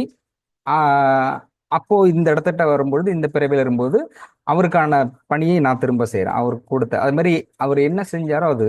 அதன் பிறகு மாமா, இவங்க அக்கா, அந்த மாதிரி இருக்கக்கூடியவர்கள்லாம் யாரும் நிறைய இது சார்கிட்ட நான் கேட்டுறேன். இவங்க யாரா அவங்க யாருன்னா சில மெடிடேஷன்ல இருந்து சிலது சொல்லியிருக்காரு, சிலது வந்து கிளியரா இவங்க எல்லாமே கோட் பண்ணியிருக்காங்க. அப்புறம் ஒரு கட்டத்துக்கு அப்புறம் அதை நான் விட்டுட்டேன். ஏன்னா எல்லாருமே நிச்சயமா ஏதோ ஒரு பூர்வ ஜென்மத்தில் தொடர்பாக தான் இருக்கும். அப்போ ஃபர்ஸ்ட் அந்த கியூரியாசிட்டி இருந்து ஒரு வருஷம் 2 வருஷம் கிட்டத்தட்ட அந்த கியூரியாசிட்டி, இவங்க போன ஜென்மத்தில் நம்ம எழுதுனோம். அப்போ போன ஜென்மத்தில் இருந்ததுனால இப்போ அதனால எந்த பலனுமே இல்லை. தெரிஞ்சுக்கலாம் அவ்வளவுதான். இப்போ நான் போன ஜென்மத்தில் மைசூர் மகாராஜாவோட பேரனா இருக்குன்னு வச்சு இப்போ இந்த போய் அவன்கிட்ட ஏதாவது கேட்க முடியுமா? எனக்கு விடுறான்னா போன ஜென்மம் முந்தின ஜென்மத்தில் உங்க பேரனா இருந்திருக்கனே அப்படின்னா யாரும் கொடுக்க மாட்டாங்க. அந்த மாதிரி கொடுக்குற மாதிரி இருந்தா எவனுமே முன் ஜென்மத்தை பத்தி யோசிக்க மாட்டான். எவனா ஒருத்தன் வந்து வாங்கிட்டு போட போறான்னு. அப்போ அது தேவையில்லாத விஷயம். ரொம்ப பேர் சொன்னாங்க, அப்ப ஜென்மத்தை பத்தி எப்படி சார், அந்த கனெக்டிவிட்டி எப்படி, நாம எப்படி தெரிஞ்சுக்கிறது? தெரிஞ்சுக்கலாம். அது தெரிஞ்சுக்கிட்டு அதனால நடக்க போறது ஒன்றும் இல்லை. அதனாலதான் வந்து பர்டிகுலரா குரானும் பைபிளும் வெரி தெளிவாக சொல்கிறது, பி பிரசன்ட் மட்டும்தான் சொல்றது. ஏன்னா அவங்க வந்து முன் ஜென்மத்தை பத்தி அவர்கள் தொடரதே இல்லை. ஏன்னா முன் ஜென்மத்தை பற்றி முடிஞ்சு போன விஷயம். அதை கோரிலேட் பண்றதுனால இப்ப இல்ல, முன் ஜென்மத்துல ஒரு ஏதோ நடந்திருக்கு, அதை இப்ப அனுபவிக்கிறேன், இதை மட்டும் நீ கான்சன்ட்ரேட் பண்ணுங்க அப்படிங்கறதான் அவங்களுடைய கொள்கை. பி பிரசன்ட் நீங்க கரெக்டா இருந்தாக்க அது ஃபியூச்சரையும் வழி நடத்தும். சஞ்சித கர்மா, ஆகாமி கர்மம், பிராரப்த கர்மா. இப்ப அந்த பிராரப்தம், இந்த பிராரப்த கர்மாவில் நீங்க என்ன செய்யறீங்களோ அதுதான் சஞ்சித கர்மம். சஞ்சித கர்மாவில் பிராரப்த கர்மா, ஆகாமிய கர்மா வந்து எடுத்து லீட் பண்றது. அப்போ ஃபாஸ்ட்ல என்ன இருக்கோ அது சப்போஸ் தப்பு பண்ணியிருந்தோம்னா பிரச்சனையா வந்திருக்கும், நல்லது செஞ்சிருந்தோம்னா மகிழ்ச்சியா இருப்போம். அப்போ அதுக்கு ரிஃப்ளெக்ட் தான் வருது. அப்போ இந்த ரிஃப்ளெக்ட் என்ன இருக்குதோ அதுக்கு தகுந்த மாதிரி நம்ம நினைக்கிற போது நினைச்சுக்கலாம், ஏற்கனவே நல்லது பண்ணியிருக்கிறோம் அப்படிங்கிறத நினைச்சுக்கலாம். அதனால வந்து பூர்வ ஜென்மத்தை தெரிஞ்சுக்கிட்டு தான் பண்ணணுங்கிற அவசியம். அதனாலதான் எனக்கு தெரிஞ்ச வரை குரானோ பைபிள்லையோ முன்ஜென்மத்தை பற்றி அந்த அளவுக்கு பெரிதாக இம்பார்ட்டன்ட் இல்லை. பி ப்ரெசன்ட் தான் சொல்கிறேன். மன்னிப்பு கேட்பதாகவும் கொடுக்கறதா இருந்தாலும் எல்லாத்தையுமே பி ப்ரெசன்ட். பி ப்ரெசன்ட்ல மிகச் சரியாக இருந்தால் ஃபியூச்சரையும் ஆகாமை கர்மாவையும் மிகச் சரியாக பண்ண முடியும். அதில் சேரிட்டிங்கிறது, மற்ற விஷயங்கள், மன்னிப்புங்கிறது, ஒவ்வொரு டிசீஸ் கியூரபிள்ங்கிறதும் மிக தெளிவாகவும் பண்ண முடியும். அப்போ நான் சொல்லியிருந்தேன் இல்லையா, இந்த நேத்திக்கு சொல்லியிருந்தேன், ஹீலிங்கிறது கர்மிக் எனர்ஜி ஹீலிங் அப்படிங்கிறத எல்லாருமே பயன்படுத்தலாம். நமக்கு தேவையானதை நாம் வந்து பயன்படுத்திக்க முடியும். நம்முடைய பிரச்சனையை நம்ம சால்வ் பண்ணிக்க முடியும், மற்றவர்களுடைய பிரச்சனையும் சால்வ் செய்ய முடியும். அந்த ஹீலிங் மெத்தடுங்கிறதும் எனர்ஜிங்கிறது எப்படி இருக்குது அப்படிங்கிறத பற்றி நம்ம சொல்லியிருந்தோம். அப்போ எனர்ஜி எடுக்கிறத பற்றி கிட்டத்தட்ட 3 வருஷம் கிட்டத்தட்ட எனர்ஜி எடுக்கிறத பற்றி சார் சொல்லியிருந்தாங்க. அதாவது பஞ்சபூதங்கள்ல இருந்து எனர்ஜி எடுக்க முடியும். அதில் ஃபர்ஸ்ட் எடுக்கிறதுங்கிறது மரம், பூமி, சூரியன் மெயினாக தான் எடுங்க. காற்று, நீர் தேவைப்பட்ட அது குளிக்கும் போது எடுக்கணும். ஏர்லி மார்னிங் வந்து ஓடுற நீரில் வந்து எடுத்து குழி எடுக்கணும். அது அந்த மாதிரி யாரும் நீரோடையில் இருக்கிறது இல்லாமல் இல்லை, எல்லாமே பாத்ரூமில் குளிக்கிறோம். அது மாதிரி காற்றுல தான் மெடிடேஷன், தியானம் பண்ணுறோம். இது ரெண்டை தாண்டி அடுத்தது பண்ண வேண்டியது சூரியன்கிட்ட எனர்ஜி வாங்குறது இருக்கு, மரத்தினிடமிருந்து எனர்ஜி வாங்குறது இருக்குது. சூரியன், மரம், பூமி மூணும் ஏறத்தாழ 3 வருஷம் கிட்டத்தட்ட நான் எனர்ஜி எடுத்துக்கிட்டு இருக்கேன். அதில் 3 வருஷத்தையும் எடுத்துக்கிட்டு இருக்கும் பொழுது 3 வருஷமாகவும் டாக்டர் மேக்ஸிமம் 90% கூட இருப்பார். 90% கூட இருந்தால் எடுப்பேன். ரொம்ப முடியலன்னா 1 or 2 days மட்டும் நான் தனியாக போவேன். அப்போது வந்து ஒவ்வொரு தடவை எனர்ஜி கொடுக்கும்போது எனர்ஜி எடுக்கும்போது இவ்வளோ பர்சன்டேஜ் நான் ரிசீவ் பண்ணுறேன் அப்படின்னு சொல்லி, எத்தனை பர்சன்டேஜ் ரிசீவ் பண்ணுறீங்க அப்படின்னா, சப்போஸ் அந்த ஏர்லி மார்னிங் இந்த யாராவது சூரியனை பார்க்குறீங்க அப்படின்னாக்கா, பிராணாசக்தின்னு ஏற்கனவே சொன்னோம் இல்லையா, பிராணாசக்தி அப்படிங்கிறது ஆக்சிஜனுக்குள்ளே இருக்கிறது 10 இருக்கும். அதில் பிராணாசக்தின்னு ஒன்று, உயிர் சக்தின்னு பேர். அந்த உயிர் சக்தியை நீங்கள் பார்த்தீங்கன்னா நல்லா கூர்ந்து கவனிச்சாக்க, இப்போ லைட்டு சூரியனை நல்லா கவனிச்சிங்கன்னா இடையில வந்து கோல்டன் கலரில் அப்படியே பறக்கும். அதுதான் பிராணசக்தி. அது சப்போஸ் பாருங்க, பார்த்துட்டு உங்களுக்கு அந்த ஃபீல் எஃபெக்ட் இருந்தால் சொல்லுங்க, அது பிராணசக்தி. ஒரு பிராணசக்தி எந்த அளவில் உடலில் இருக்குதோ அந்த அளவுக்கு நீங்கள் வந்து சர்வை பண்ண முடியும். பிராணசக்தி இருக்கிறது அந்த அளவுக்கு சர்வை பண்ண முடியும். உடல், மனம், ஆத்மாவை அடுத்த கட்டத்துக்கு செல்வதற்கும், ஆரோக்கியமாக இருப்பதும், பொருளாதாரத்தில் இருப்பதும், உறவுகளை பேணி காப்பதற்கும் முகதிரமாக இருக்குது பிராணசக்தி. பிராணசக்தி நீங்கள் எந்த அளவுக்கு உயிர்ப்புடன் அதிகமாக வைத்திருக்கிறீங்களோ அந்த அளவுக்கு நீங்கள் சக்ஸஸ் பண்ண முடியும். அப்போ பிராணசக்தி சப்போஸ் பார்க்கணுன்னா நல்லா பியூராக கவனிச்சிங்கன்னா பூச்சி பார்க்குற மாதிரி இருக்கும், அது எல்லோ கலரில் இருக்கும், அது வந்து பிராணசக்தி. அப்போது நான் போகும்பொழுது காலையில் போகிறதில்ல, ஈவினிங் போவேன். ஈவினிங் போனோன்னா சூரியன் வந்து ரெட் கலரில் இருக்கும் இல்லையா, அந்த டைமிங். சில டைம் வந்து ஈவினிங் போகணும்னா மத்தியானத்தில் கூட எடுத்துருக்கோம். ஈவினிங் ப்ரோக்ராம் இருக்குன்னா மத்தியானத்தில் கூட எடுப்போம். எப்போ வேணாலும் சூரியனை பார்க்கலாம். சிலர் வந்து அந்த மத்தியான டயத்தில் இருக்காங்க, ரெட் கலரில் இருக்கும்பொழுது அந்த சூரியனை சப்போஸ் இருந்தாப்பாங்க எனர்ஜி எடுக்கிறதுல. அதை எப்படி எடுக்கிறதுனா, ஃபஸ்ட்டு வந்து சூரியன், ரெண்டாவது வந்து பூமி, மூணாவது வந்து மரம். ரொம்ப பேர் என்னாக்க மரத்தை கட்டி பிடிச்சிட்டு அழுகுறாங்க. அவர் வந்து ரேட்டு தான் இது, பிராணி ஹீலிங்கிலும் ரே ஹீலிங்கிலும் சொல்லப்பட்டிருக்கு. எனர்ஜி வந்து அதை போட்டிருப்பாங்க. யார் இந்த இந்த பூமியில் உயிருள்ள அனைத்திலுமே எனர்ஜி ஆற்றல் இருக்கும். மரம், செடி, கொடி எல்லாத்துலேயுமே அதுக்கான எனர்ஜி இருக்கும். அதில் மரம் அப்படிங்கும்போது எல்லா மரத்துலையும் எடுக்க முடியாது. பாசிட்டிவ் எனர்ஜி அப்படிங்கிறது வேப்ப மரம், ஆலமரம், இந்த மாதிரி தான் ப்ரிஃபரபிள். அதுலேயும் மோஸ்ட்லி வேப்பமரம் குறைந்தபட்சம் வந்து ஒரு 5 இந்த அளவு, இந்த சைஸ் ஒரு உடம்பு இருக்கோ அந்த சைஸ் கிட்டத்தட்ட, இல்லை கொஞ்சம் கம்மியாக தான். ரொம்ப சின்னது இருந்தாக்க அது சிலது வந்து இதில் நான் நிறைய அனுபவம் இருக்குது. துளசி இருக்கு இல்லையா, நீங்கள் நெகட்டிவ் பீப்புள்ஸ் என்ட்ரி ஆகும் போலாமே துளசி வந்து கருகும், அழுகிடும். அதை நான் பார்த்துருக்கேன் நிறைய இடத்துல. அப்போ இந்த இடத்துல எப்படி எனர்ஜி எடுக்கணும்னா சிம்பிள். அப்போது சூரியனை பார்த்துட்டு சூரியனை நோக்கி இப்படி கையை வச்சுக்கிட்டு சூரிய சக்தியே அப்படின்னு சொல்லிட்டு, நானும் என் குடும்பத்தை சார்ந்தவர்களும் உறவினர்களும். ஐயா வணக்கம். ஐயா வணக்கம். ஒவ்வொரு கோயிலையும் தலைவரிச்சான்னு ஒண்ணு இருக்குயா, அதை போய் நம்ம ரீட் பண்ணா நல்ல ஒரு எனர்ஜி கிடைக்கும். நன்றி. ஆமா கரெக்ட். தலைவரிச்சன் வச்சிருக்க காரணம் கரெக்ட். தலைவரிச்சம் வச்சிருக்கோம்னா அது எனர்ஜி இருக்குது. எனர்ஜி கண்டிப்பா இருக்கு, எல்லாவற்றிலிருந்து எனர்ஜி எடுக்க முடியும். அப்போ எனக்கு வந்து சார் சொல்லும்போது என்னோட எனர்ஜிங்கிறது டவுன் ட்ரெண்ட்ல இருக்கும்போது தான் அப்போ அதிலிருந்து எடுத்துக்க முடியும். உங்களுக்கு சப்போஸ் இருக்குன்னா இது டெய்லி பண்ணணும், டெய்லி ஈவினிங் பண்றது. அப்போ சூரிய சக்தி இருக்கு இல்லையா, அப்போ என்ன பண்ணோம்னா நானும் என் குடும்பத்தைச் சார்ந்தவர்களும் உறவினர்கள் முன்னோர்களும் செய்த பாவங்களை மன்னியுங்கள். எனக்கும் என் குடும்பத்தை சார்ந்தவர்களுக்கும் உறவினர்களுக்கும் முன்னோர்களுக்கும் செல்வ செழிப்பும் ஆரோக்கியமும் மகிழ்ச்சியும் நிம்மதியும் கிடைக்க தேவையான பிராணசக்தியை கொடுங்கள். இது வந்து காமன் டு ஆல். எப்போ நீங்க எந்த ப்ரேயர் இருந்தாலும், இப்போ ரொம்ப பேர் சொல்றாங்க இதுக்கு என்ன ப்ரேயர் வைக்கணும், அதுக்கு என்ன ப்ரேயர் வைக்கணும், இப்படி தெரியல அப்படி தெரியலங்கிற இல்லையா. நீ எந்த ப்ரேயர் இருந்தாலும் இது பேசிக் சென்ஸ், இது பேசிக், இந்த வரி தான் பேசிக். மன்னிப்பு கேட்கறது, ஏன்னா நீங்க செஞ்ச பாவம் அப்படிங்கிறதும் புண்ணியங்கிறதும் நீங்க உங்களோட குடும்பம் உறவினர்கள் முன்னோர்கள் இதை சார்ந்துதான் வரும். அதனால எல்லாருக்காகவும் மன்னிப்பு, எல்லாரும் மகிழ்ச்சியா இருக்கணும் அப்படிங்கிறது சார்ந்தவர்கள் அப்படின்னு கேட்டுட்டு இது முடிச்சுட்டு ஸ்பெசிஃபிக்கா நீங்க கேட்குறீங்க. ஸ்பெசிஃபிக்கான சூரிய சக்தியே அப்படின்ட்டு சப்போஸ் ஃபினான்ஷியல் வேணும் அப்படின்னாக்க எனக்கு வந்து ஒரே இதை வந்து கான்சன்ட்ரேஷன்ல இருக்குன்னா எது உங்களுக்கு தேவையோ அதற்கான எனர்ஜி அது கொடுக்கப்படும். இது வந்து மாஸ்டர் சோவா கோசோக்கி ரொம்ப சூப்பராக சொல்லியிருப்பார். அவர் வந்து சொல்றது வந்து கட்டுறது, ஹேக் பண்றதுங்கிறது, ஏன்னா முழுமையா எனர்ஜி நீங்க ரிசீவ் பண்ண முடியும் அப்படிங்கிறதுக்காக அவர் சொல்றது. அப்புறம் டாக்டர் கேட்டேன் அப்படின்னா அப்படி தேவையில்லை, நீங்க ஃப்ளோங்கிறது ஆட்டோமேட்டிக்காக வர ஆரம்பிச்சு, ஜஸ்ட் டச் பண்ணாலே போதும், டச் பண்ணாலே அந்த எனர்ஜி வந்துடும். அப்போ ஃபர்ஸ்ட் வந்து சூரியன்ட்ட குறைந்தபட்சம் 5 நிமிடம் சொல்லிட்டு, இப்போ சப்போஸ் யாருக்காவது பணம் தேவை அப்படின்னா எனக்கு இந்த கம்பெனி இருக்குன்னா அந்த கம்பெனி பேர் சொல்லி இதன் மூலமாக எனக்கு மாதம் லாபமாக 2 லட்சம் ரூபாய் வர வேண்டும், அதற்கு தேவையான பிராணசக்தியை கொடுங்கள் அப்படின்னு சொல்லிட்டு அந்த சூரியனை ஃபுல்லா பார்க்கணும். அப்படி வச்சுட்டு முழுமையா சூரியனை பார்த்துக்கிட்டே இருந்தீங்கன்னா இட் வில் பி ஒரு சர்டைன் எனர்ஜி நீங்க முழுமையா பார்த்துக்கிட்டே இருக்கும்போது அது இதுல 2-3 எனக்கு எனர்ஜி வந்து ரொம்ப பக்காவா எனக்கு ரிசீவ் ஆகுறது பூமி தாயிட்டு எடுக்கும்போது தான். இப்போ இது ஒன்று, இது எடுக்கிறீங்க இல்லையா, சூரிய சக்தி எடுங்க 5 நிமிடம்.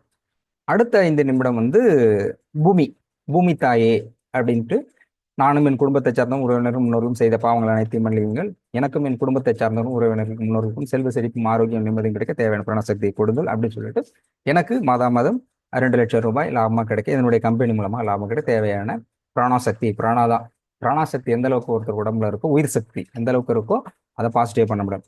யாராவது இப்போ சிம்பிளா அண்டர்ஸ்டாண்ட் பண்ணிங்க, ஹெல்த்து உடனே சரியாகலை, ஃபினான்ஷியல் வந்து எதிர்பார்த்த அளவுக்கு வரல, ரிலேஷன்ஷிப்பில் இஷ்யூ ஆகிருக்கு அப்படின்னா உங்களுடைய பிராணசக்தி கம்மியாக இருக்குன்னு அர்த்தம். பேசிக்கு தான் பிராணசக்தி கம்மியாக, உயிர் சக்தி கம்மியாக இருக்கும். உயிர் சக்தி உங்களுக்கு அதிகமாக இருந்தால் ஆட்டோமேட்டிக் இந்த பிரச்சனையே வராது. எனர்ஜி பேஸ்டில் இதுதான் இருக்குது. அப்போ இதை எப்படி இன்க்ரீஸ் பண்ணுறது அப்படின்னாக்க இதுல இருந்தெல்லாம் எடுக்கலாம், பஞ்சபூதங்கள்ல இருந்து எடுக்கும். அப்படி இருக்கிறவங்களுக்கு ஒன்றும் பிரச்சனை இல்லைன்னா இப்படி தான் எடுக்கும். இது வந்து அதே மாதிரி பூமி தாயே சொல்லிட்டு, இது நானும் என் குடும்பத்தை இதெல்லாம் சொல்லிட்டு எனக்கு வேணும்னு சொல்லிட்டு இப்படி இந்த பக்கத்தில் வச்சுட்டு இப்படி பண்ணிக்கிட்டே இருந்தீங்கன்னா நின்றுட்டு அப்படியே பண்ணோம். பூமி தாயே மன்னிக்கணும்னு சொல்லிட்டு பண்ணினா ஒரு நிமிஷம் 2 நிமிஷத்துல அந்த எனர்ஜி வந்து தள்ளும், நல்லா இருக்கும். எனக்கு வந்து இது 2 விடவும் எனக்கு இதுதான் 1 நிமிஷத்துல கிட்டத்தட்ட அந்த எனர்ஜி இருக்கும் கரெக்டாக. அப்படி எப்படி ஹவு கேன் யூ ஃபீல் இட்னா, ஒரு பால் இருக்கு இல்லையா, பால் இப்படி வச்சு அழுத்தினா அப்படி ஒரு ப்ரெஷர் கிடைக்கும் இல்லையா, அந்த மாதிரி நீங்கள் இப்படி பண்ணிக்கிட்டே இருந்தீங்கன்னா உங்களை அது மேலே தள்ளும், அருமையாக இருக்கும். அதை நல்லா ஃபீல் பண்ணலாம். எனக்கு இது 2-3 விட இதுதான் நான் அடிக்கடி ஃபீல் பண்ணுவேன். வச்சுட்டு எடுத்துன்னா ஒரு 5 நிமிஷம் கிட்டத்தட்டனா இந்த மெடிடேஷன் இதெல்லாம் பண்ணுறீங்க இல்லையா, இது ஹைலைட் மெடிடேஷனாக இருக்கும். அப்படி பண்ணிக்கிட்டே இருந்தீங்கன்னா ஒரு 2-3 நிமிஷத்துக்கு அப்புறம் யார் பண்ணாலுமே அந்த எனர்ஜி கிடைக்கும். அப்படி ப்ரெஷர் பண்ணிக்கிட்டே இருந்தீங்கன்னா அது வந்து கீழே இருக்க ஃபோர்ஸ் வந்து மேலே தள்ளும், அப்படியே தள்ளும். நீங்கள் அப்படியே வச்சு அழுத்திட்டு இருந்தா நீங்கள் அழுத்திட்டு கூட பறக்கலாம், அந்த அளவுக்கு இருக்கும். அந்த அளவுக்கு நீங்கள் வந்து மெடிடேஷன்ல இருந்தால் அப்படி போகலாம். சிலர் பறக்குறாங்க அந்த மாதிரிலாம் இருக்காங்க இல்லையா, அந்த பாடி வந்து நியூட்ரலைஸ் வெயிட்டை வந்து லாஸ் பண்ணி பறக்கிறதுங்கிறது நீங்கள் அது வந்து அடுத்த ஸ்டேஜ். அது அடுத்து இருக்கியா சார், நெகட்டிவிட்டி எடுக்கிறதுக்கு உப்பு தண்ணியில காலை வச்சு நிறைய நெகட்டிவிட்டி அதுல எடுக்குதுயா. ஆமா ஆமா, நல்லது. உப்பு எப்சம் சால்ட்டா இருந்தா இன்னும் நல்ல ரிசல்ட் கிடைக்கும். எசன்ஸ் புரியல. Epsom salt. எப்சம் சால்ட் உப்பு, ஆமா கரெக்ட். அது வந்து ஆக்சுவலி கடல் நீர் ஏன் உப்பாக இருக்கிறதுக்கு முக்கியமான ஸ்பிரிச்சுவல் ரீசன் என்னன்னாக்க, இந்த மக்களுடைய இவ்வளோ எனர்ஜி இருக்கு இல்லையா, இவ்வளோ நெகட்டிவ் எனர்ஜியும் கிளென்சிங் பண்ற வேலையை அதை பண்ணிட்டு இருக்கும். ஸோ அதனால தான் கடல் வந்து 1-3 இப்போ இருக்கிற ஒரு மனிதனா ஒரு நாளில் 1% மட்டும்தான் பாசிட்டிவ், மற்றபடி 75% நெகட்டிவ் தான். இது எல்லாமே கிளென்சிங் பண்ண இடத்துல கடல் இருக்கிறதுனால தான் கடல் நீர் உப்பாக இருக்குது. ஏன் உப்பாக இருக்கும்? நார்மலாகவே இருக்கலாம் இல்லையா? So salt NaCl, sodium chloride எல்லா நெகட்டிவும் கிளென்சிங். அதனால சார் வந்து சொல்லும்போது மெடிசன்ஸ் வாங்கியிருக்கவங்களுக்கு கொடுப்பார். அது மாதிரி எனர்ஜைசேஷன் பண்ணி கொடுப்பாங்க. சப்போஸ் டிலே ஆகுதுன்னாக்கா யூ மேபி ஆல்சோ ஃபாலோ. நீங்கள் என்ன பண்ணுங்கள், வீட்டில் அந்த கல் உப்பு இருக்கு இல்லையா, கல் உப்பு எடுத்துட்டு ஒரு ஒரு கையளவு எடுத்துட்டு குளிக்கும்போது அதில் போட்டுட்டு கலக்கிட்டு அதை குளிங்க. அது குளிக்கும்பொழுது அதே மாதிரி வெளியிலேருந்து போயிட்டு கால் கழுவுறாங்களா, எப்பயுமே உப்புங்க. NaCl, சோடியம் குளோரைடு மேக்சிமம் உங்களுடைய நெகட்டிவ் எனர்ஜி கிளென்சிங் பண்ணும். சோடியம் குளோரைடு தசாவதாரத்திலேயே வரும். தசாவதாரம் பண்ணும்போது ஏன் என்னன்னா அந்த கடலில் போட்டு பண்ணுவாங்க இல்லையா, அப்போ சொல்லும்போது இது அந்த பயோ நீக்குலிக் இருக்கு இல்லையா, அதோட எனர்ஜியை வந்து கண்ட்ரோல் பண்ணுறது அது இருக்கும். சாக்கடையிலேருந்து எழுச்சும்போது உப்பு பத்திச்சுட்டு குளிப்பாங்க. ஏன்னா உடம்பு அரிக்காமல் இருக்கிறது, அந்த சாக்கடையெல்லாம் உடம்பு அட்டாக் பண்ணாமல் இருக்கிறதுக்கு ப்ரொடெக்ட் பண்ணக்கூடிய இடத்துல சோடியம் குளோரைடு இருக்கும். அது தனியானது. இப்போ சார் சொன்னதுக்காக சொல்கிறேன். அது உப்பு போட்டு குளிக்கணும். ரொம்ப எனர்ஜி ப்ராப்ளம் அதிகமாக இருக்க தலை போகிறதுன்னா உங்கள் எனர்ஜி வந்து பாசிட்டிவாக பண்ணிக்கிட்டு இருந்தீங்கன்னா ஆட்டோமேட்டிக்காக எனர்ஜி பண்ணும்பொழுது உங்களுடைய பிரச்சனை சரியாகி நல்ல வழியில் போக முடியும். இப்போது இந்த பூமி தாயே நானும் என் குடும்பம் இது கேட்டுட்டு பணம் வேணும் அப்படின்னா, இல்லை ஆரோக்கியம் வேணும்னா ஆரோக்கியம் ஏன்னா தேவையான பிராணசக்தியை கொடுங்கள் அப்படின்னு சொல்லிட்டு பிராணசக்தியை கேட்டுக்கணும். பிராணசக்தி என்ன, இது முடிஞ்சா பண்ணிட்டு நாளைக்கு ஃபீட்பேக் வேணா போடும். இல்லைன்னா இப்பயே போயிட்டு காலையில் 7 மணிக்கு சூரியன் வருது இல்லையா, முடிஞ்சா அப்போ போயிட்டு சூரியனை பார்த்துட்டு ஒரு 5 மினிட்ஸ் நல்லா ரெட்டில். இப்போ இதில் பண்ணுறோம் இல்லையா, இதே எனர்ஜி சூரியன்லேருந்து வரும். சூரியனில் நல்லா அப்படி வச்சுட்டு பண்ணும்பொழுது சூரியன்லேருந்து எனர்ஜி வரும். இதுதான் வந்து எல்லாருமே சொல்கிறது, கடவுள் எல்லாமே இப்படி இருக்காங்க இல்லையா, இப்படி இருக்கும். இப்படி இருக்கிற பொசிஷன் காரணம் இங்கே எனர்ஜி வாங்கி இப்படி கொடுக்குறது. இப்படி வச்சு இப்படி எனர்ஜி வந்து ரிசீவ் பண்ணி சூரியன்கிட்ட எனர்ஜி வாங்கி காஸ்மிக் எனர்ஜி கொடுக்கறது அப்படிங்கிறது. இந்த பூமி தாய்கிட்ட எடுக்கும்பொழுது இப்படி ப்ரெஷர் பண்ணால், இது நான் பர்சனலாக ஃபீல் பண்ணுறது, எப்பயுமே எனர்ஜி எடுக்கும்போது சில நாள் உடனே ஒரு நிமிஷத்தில் அந்த எனர்ஜி எனக்கு கிடச்சிரும். சில நேரத்தில் நான் ரொம்ப நெகட்டிவாக இருக்கிறேன் அப்படின்னாக்கா அதுலேயே எனக்கு தெரிஞ்சிடும். ரொம்ப நேரம் ட்ரை பண்ண 5 நிமிஷத்துக்கு கிட்டத்தட்டவே அந்த எனர்ஜி வந்து ஃப்ளோ வராது. அப்போ அது வர்ற வரைக்கும் வெயிட் பண்ணேன்னா அதுக்கப்புறம் செட் ஆகும். அப்போது வந்து கரெக்டாக அழுத்தும்பொழுது அந்த ப்ரெஷர் வந்து மேலே ஏறிக்கிட்டே இருக்கும். அப்படி திரும்ப அழுத்திக்கிட்டு போகும்பொழுது அந்த எனர்ஜி அந்த ஃபீல் என்னன்னாக்க உங்களுக்கு எனர்ஜி வந்து கிரியேஷன் ஆகிட்டே இருக்குன்னு அர்த்தம். அந்த எனர்ஜி கிரியேஷன் ஆகிட்டே இருக்கணும், எனர்ஜி ஃபுல்லாக உள்வாங்கிட்டு இருக்குன்னு அர்த்தம்.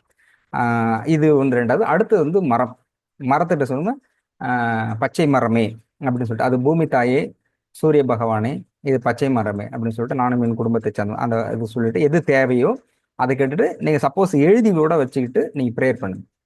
இது பண்ணும்பொழுது வேப்பமரம், ப்ரிஃபரபிள் வேப்பமரம், இல்லைன்னா ஆலமரம், இது பண்ணுங்க. நான் மேக்சிமம் எடுக்கிறது சார் ப்ரிஃபரபிளாக ஃபர்ஸ்ட் சொன்னது வேப்பமரம். அதை தாண்டி மற்ற மரங்கள் வேண்டாம். மரத்துலேயே நெகட்டிவ் எனர்ஜிலாம் இருக்குது. சிலது வந்து நம்மகிட்ட இருந்து வாங்குறதா இருக்கும், அந்த மாதிரிலாம் வேண்டாம். ஸோ இன்னும் சிலது வந்து நெகட்டிவ்லாம் இருக்கும்பொழுது இது நான் நேரடியாக பார்த்துருக்கேன். இந்த இருக்கு இல்லையா, லேட்டராக கிளியராகவே நான் சொல்கிறேன். ஆக்சுவலி இந்த புக்கு போடுற பிறகு சொல்கிறேன். நாங்கள் வந்து சென்னையில் ஒரு வீட்டில் தங்கிட்டு இருக்கும்போது புதுசாக ஒருத்தவங்க வந்தாங்க. புதுசாக வீட்டில் கூடியவங்க. அந்த வீட்டில் பார்த்தாக்க எப்போ பார்த்தாலுமே தகராறு தான். ராத்திரி ஆனால் பார்க்கலன்னா அங்கே பக்கத்து வீட்லேயே நம்மளால காது கொடுத்து கேட்க முடியாது. அவ்வளோ பிரச்சனை, அவ்வளோ டென்ஷன். அந்த அம்மா திட்டிகிட்டே இருக்கும், அவர் திட்டிகிட்டு இருப்பாங்க. அவர் வீட்டை விட்டு வெளியில் போகும்போது கோவத்தில் தான் போவார். உள்ளே வந்தாலே பிரச்சனை ஆரம்பிச்சிடும். அவங்க எப்படி தான் இருக்கிறாங்கன்னு தெரியாது நமக்கு. அவங்க வந்தாலே கதவு சாத்திட்டு உள்ளே போயிடலாம்னு இருக்கும். அந்த மாதிரி புதுசாக வந்துருந்தாங்க. அப்போது ஐ ரியலி எக்ஸ்பீரியன்ஸ்டு. அவங்க வீட்டுக்கும் பக்கத்து வீட்டில் ஒரு வேப்பமரம் இருந்தது. அந்த வேப்பமரம் பெரிய மரம். வேப்பமரம் ஒன்று வந்து அந்த புதுசாக கொடி வந்தாங்க இல்லையா, அவங்க பக்கம் கிளை இருக்குது, இன்னொன்று இந்த பக்கம் எல்லா பக்கமும் கிளைகள் இருக்குது. பட்டு அந்த புதுசாக கொடி வந்து திட்டிகிட்டு இருக்காங்க இல்லையா, அந்த பக்கம் போயிருக்க அந்த கிளை இருக்கு இல்லையா, அந்த கிளையில் இருக்கிற இலைகள் எல்லாமே பட்டு போச்சு. அந்த மரம் அந்த சைடு மட்டுமே பட்டு போச்சு. இப்போ டோட்டலாக ஒரு மரமே பட்டு போனதுன்னா டியூ டு த ஃபேக்ட் வேறு ஏதாவது பிரச்சனையாக இருக்கும்.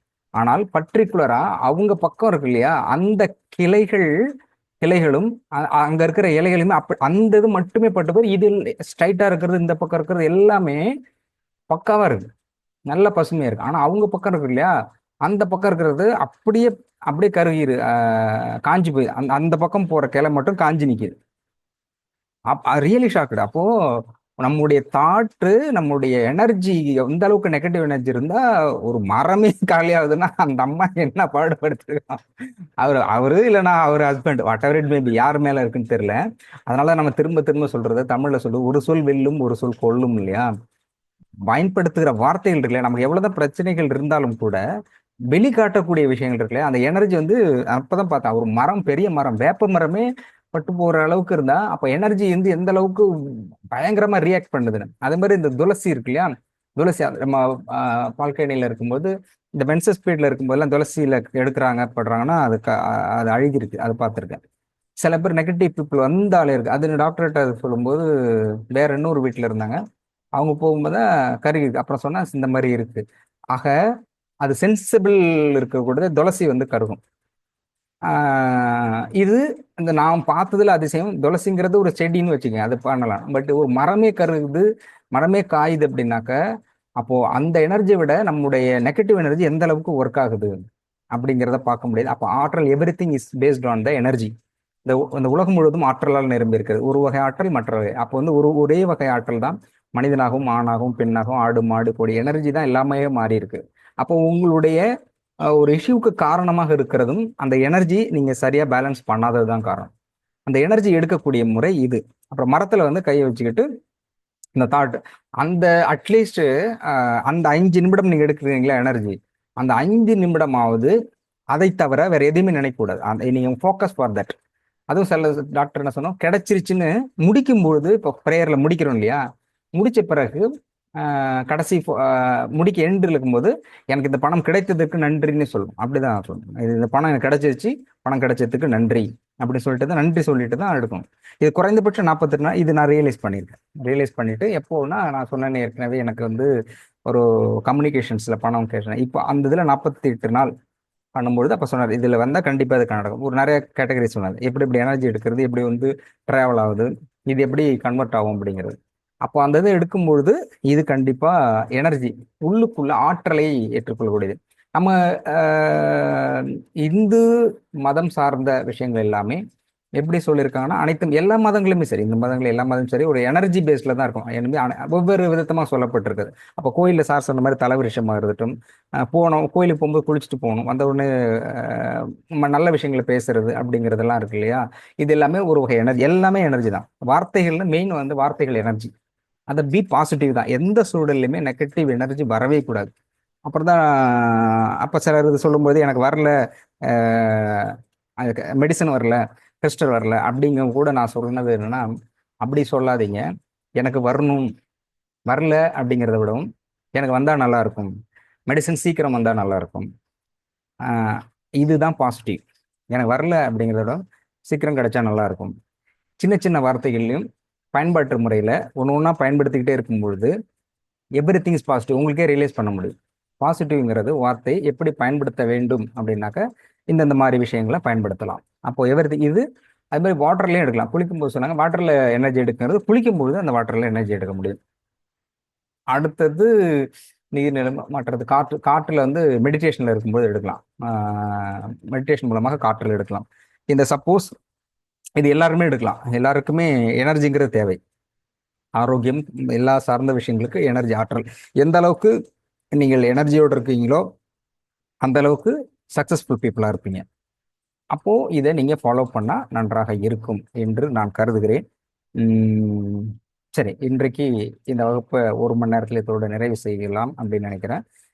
இதுல பொதுவாக கர்மிக் எனர்ஜி ஹீலிங்லையும் ஆற்றல் எப்படி மாற்றமாக மாறுகிறது அப்படிங்கிறதுலையும் பர்டிகுலராக நான் எதிர்பார்க்கறது என்னன்னா, உங்களுக்கு இது இப்போ தொடர்ச்சியாக வர்றேன் இல்லையா, இதில் ஏதாவது எனக்கு சேஞ்ச் ஆகுது அப்படின்னு சேஞ்ச் ஆகுது. It's open. எனக்கு எதுவுமே தெரியல சார், வந்துக்கிட்டு தான் இருக்க, காலைல எழுந்திருக்கிறது மற்றோட சரி, அதுக்கப்புறம் ஒன்றுமே தெரிலன்னா கூட சொல்லுங்க.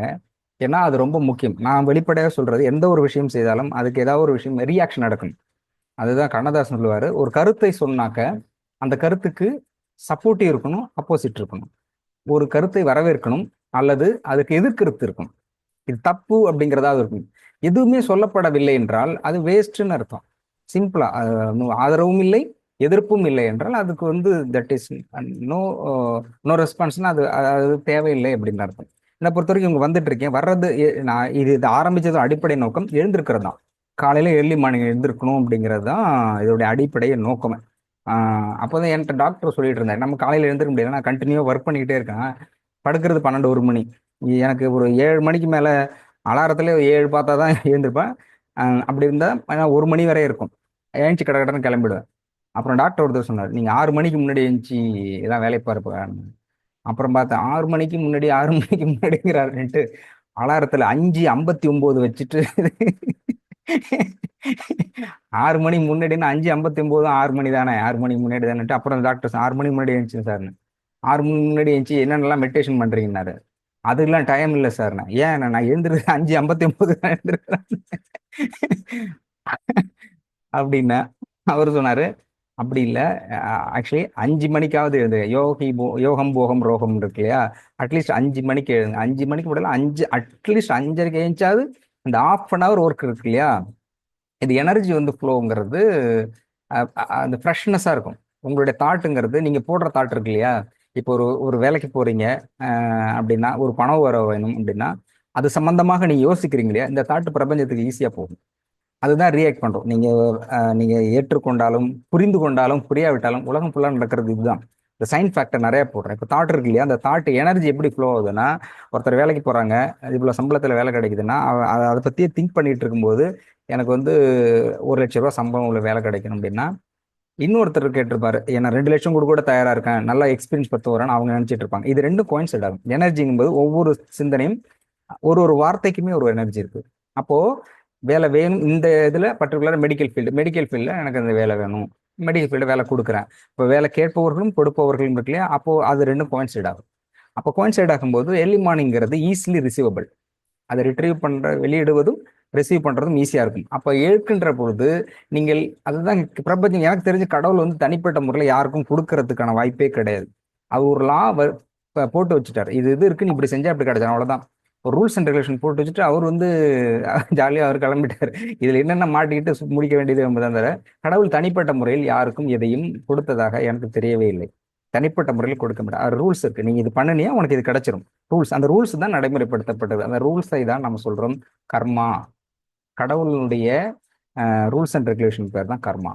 அதை வந்து எனர்ஜி மூலமாக, அதையும் ஒரு லூப் ஹோல் மூலமாக மாற்றி நமக்கு தேவையானதை பெற்றுக்கொள்வதும் மகிழ்ச்சியாக வாழ்வதற்கும் ஒரு லூப் ஹோல் கிடைக்கிற எனர்ஜிங்கிறது தான் கர்மிக் எனர்ஜி ஹீலிங். ஓகே, எனக்கு தெரிஞ்சு இப்போ இது இத்தனை நாள் நிறைய பேர் பயணிச்சிருக்கீங்க, அதிகமான பேர் இருக்கீங்க, மற்ற எல்லா விஷயங்களும் விட்டுட்டு மோஸ்ட்லி இம்பார்ட்டன்ட் கொடுக்குறீங்க. இதில் குறைந்தபட்சம் ஏதாவது பயன் இருக்குதா உங்களுக்கு? காலையில எழுந்திருக்கிறத தவிர வேற ஏதாவது பயன் இருக்கா? இல்லை சார் இது மாதிரி இருக்குது எனக்கு, இல்லைன்னா கூட சொல்லுங்க, நான் டைரெக்டாக சார்ஜ் இது இந்த மாதிரி பெனிஃபிட் இல்லைன்னு சொல்கிறாங்களே அப்படின்னு கேட்குறேன். ஒரு 10 மினிட்ஸ் எடுத்துக்கலாம், ஷார்ட்டாக சொல்லுவாங்க. Anybody share? Santhanayaki ma'am. Okay, Shanthi madam நீங்கள் சொல்லுங்கள், நான் சார்ட்ட இது கொஸ்டின்ஸ் நாளைக்கு போட்டுறேன், நாளைக்கு சொல்லுங்கள். மலேசியா சாந்தி மேடம், அது உங்களோட எக்ஸ்பீரியன்ஸ் சொன்னால் நல்லா இருக்கும்னு நினைக்கிறேன். சார் இன்னைக்கு மெடிடேஷன் ஃபுல்லாக இருக்கார் போல. வணக்கம் சார். வணக்கம் சார். வணக்கம். வணக்கம்மா. எங்க அம்மா வழியில பிறந்தவங்க சார், 16 பேருங்க சார். ஃபர்ஸ்ட் இந்த இது சொல்லுங்க, அந்த பொட்டு வச்சிருந்தீங்க இல்லையா, அந்த பொட்டு வச்சு பிறகு சார் என்னோட இந்த மாதம் வர மாதவிடை பிரச்சனை எனக்கு நிறைய சொல்யூஷன் கிடைச்சிச்சு சார். அதுல எனக்கு டெய்லி ரெகுலராகவே.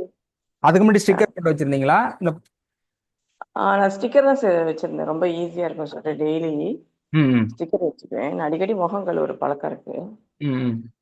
அது குங்குமம் வச்சு பார்த்தேன், கலைஞ்சு போறதுனால ஸோ இந்த சாந்து போட்டு வச்சுக்கிட்டேன் சார். அது ரொம்ப ஈஸியா இருக்கு எனக்கு. ஸோ அதை வச்சு பார்க்கும்போது எனக்கு நிறைய மாற்றங்கள் இருந்துச்சு சார். அந்த மாதம் பீரியட் வழியில் நான் ரொம்ப வயிற்று வலியாலையும் அவதிப்படுவேன். எவ்வளவோ குறைஞ்சிச்சு சார், 75% குறைஞ்சிருச்சு. பெரிய விஷயம் அது. எனக்கே டாக்டர்கிட்ட சொன்னா அது உண்மைதான் அப்படின்னு சொன்னாரு. ஓகே, பெரிய விஷயம். எனக்கு ரொம்ப அதிர்ச்சியா இருந்துச்சு சார். அது உண்மையிலே சந்தோஷம், ரொம்ப சந்தோஷம் சார் எனக்கு. மெடிசன் சாப்பிட்டுலாம் கூட எனக்கு குணமாகாதப்போ இது எனக்கு ரொம்ப ரிலீஸ் கிடைச்சிது சார். ஒரு சின்ன இந்த பொட்டு விஷயத்துல இவ்வளோ பெரிய பிரமாதம் இருக்கானு. ஏன்னா ஆங்ஜாவை தூண்டு இந்த இடம் பொட்டு வைக்கிற இடங்கிறது இட்ஸ் நாட் ஈஸி. பொட்டு அந்த இடத்துல வைக்கிறது காரணமே ஆங்ஜா சக்கரம். ரெண்டுமே லெஃப்ட் ரைட்டு ஒன்றா இணைஞ்சு பிரெயினுக்கு எடுத்துகிட்டு போகிறது. அதை எப்பயுமே தூண்டப்படணுங்கிறது தான் அந்த இடத்துல விபூதியை துர்நூறை வைக்கிறது. இப்போ ரொம்ப பேர் பார்த்தாக்க விபூதி துர்நூறுலாம் பயபக்தியோட கும்பிட்டு கொஞ்ச நாளுக்கு அப்புறம் கண்ணங்கரீர்னு அந்த இடத்துல ஓட்ட வந்த மாதிரி ஆகிடுது. எல்லாம் கெமிக்கல் கலந்து வச்சிருக்காங்க. அதுக்கப்புறம் அந்த இடத்துல நம்ம பொட்டே வைக்க முடியாத மாதிரி பண்ணிடுறாங்க. பட் கெமிக்கல் இல்லாமல் அதை செலக்ட் பண்ணுறதை மட்டும் இயற்கையானதாக பயன்படுத்தினா நல்லா இருக்கும். ஓகே, ரொம்ப நன்றிங்க ஐயா. நன்றி நன்றி. நன்றி. இது மூலம் நான் அடைஞ்ச பயனுக்கு கடவுளுக்கு நன்றி, ஐயாவுக்கு நன்றி, அங்கே இறைசக்திக்கு குருமார்கள் எல்லாருக்கும் நன்றிங்க ஐயா. நன்றி நன்றி நன்றி நன்றிம்மா. நாளைக்கு நீங்கள் லைவ்ல பேசுங்க. சார்ட்ட சொல்லியிருக்கேன், அந்த இது பேசலாம். சரிங்க ஐயா. சரிங்க. சரி. ஓகே, வேற யாராவது?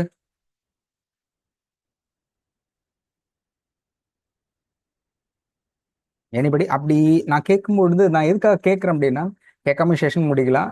யாராவது என்கிட்ட சொல்றதை வச்சு கூட நான் சொல்லலாம். பட் எதுக்கு உங்களோட சஜஷன், நான் பெரும்பாலும் சஜஷன் கேட்கறது லைவ்லியா கொண்டுட்டு போறது அப்படின்னா, உங்களுக்கு இருக்கக்கூடியதே நீங்க சொன்னாதான் மற்றவங்களுக்கு அதை ஃபாலோ பண்றது இருக்கும், உங்களுக்கே ஒரு திருப்தி இருக்கும். ஸோ நம்ம இப்படி பண்ணோமா அப்படின்னு. சொல்லுங்க மேம். பிரேமலதா. ஓ, கிறிஸ்டல். ஓகே. நான் இந்த கிளாஸுக்கு வந்துட்ட பிற்பாடு நான் முதல்ல யூடியூப்ல தான் சார் பார்த்துட்டு இருந்தேன். ஆமா மேடம். அதுக்கப்புறம் நானும் அதை வந்து கேட்டுட்டு எங்க வீட்ல இருக்கவங்களுக்கு எல்லாருக்கும் ஃபார்வர்ட் பண்ணுவேன். அப்படி அவங்க கேட்டாலும் அவங்க பெருசா ரியாக்ட் பண்ண மாட்டாங்க. அதுக்கப்புறம் நீங்க சார் வந்து அடிக்கடி சொல்லுவாரு, நேரடியா வர்றவங்களுக்கு தான் பெனிஃபிட் ஜாஸ்தி, அதுக்கப்புறம் தான் ஆமா. அடுத்தவங்களுக்குன்னு. சரின்னு சொல்லிட்டு நான் காலையில எழுந்த உடனே நிறைய மந்திரங்கள், நிறைய பவர்ஃபுல் மந்திரம் எனக்கு நிறைய தெரியும், அதெல்லாம் பண்ணுவேன். தியானம் பண்ணுவேன். தியானத்தெல்லாம் விட்டுட்டேன்.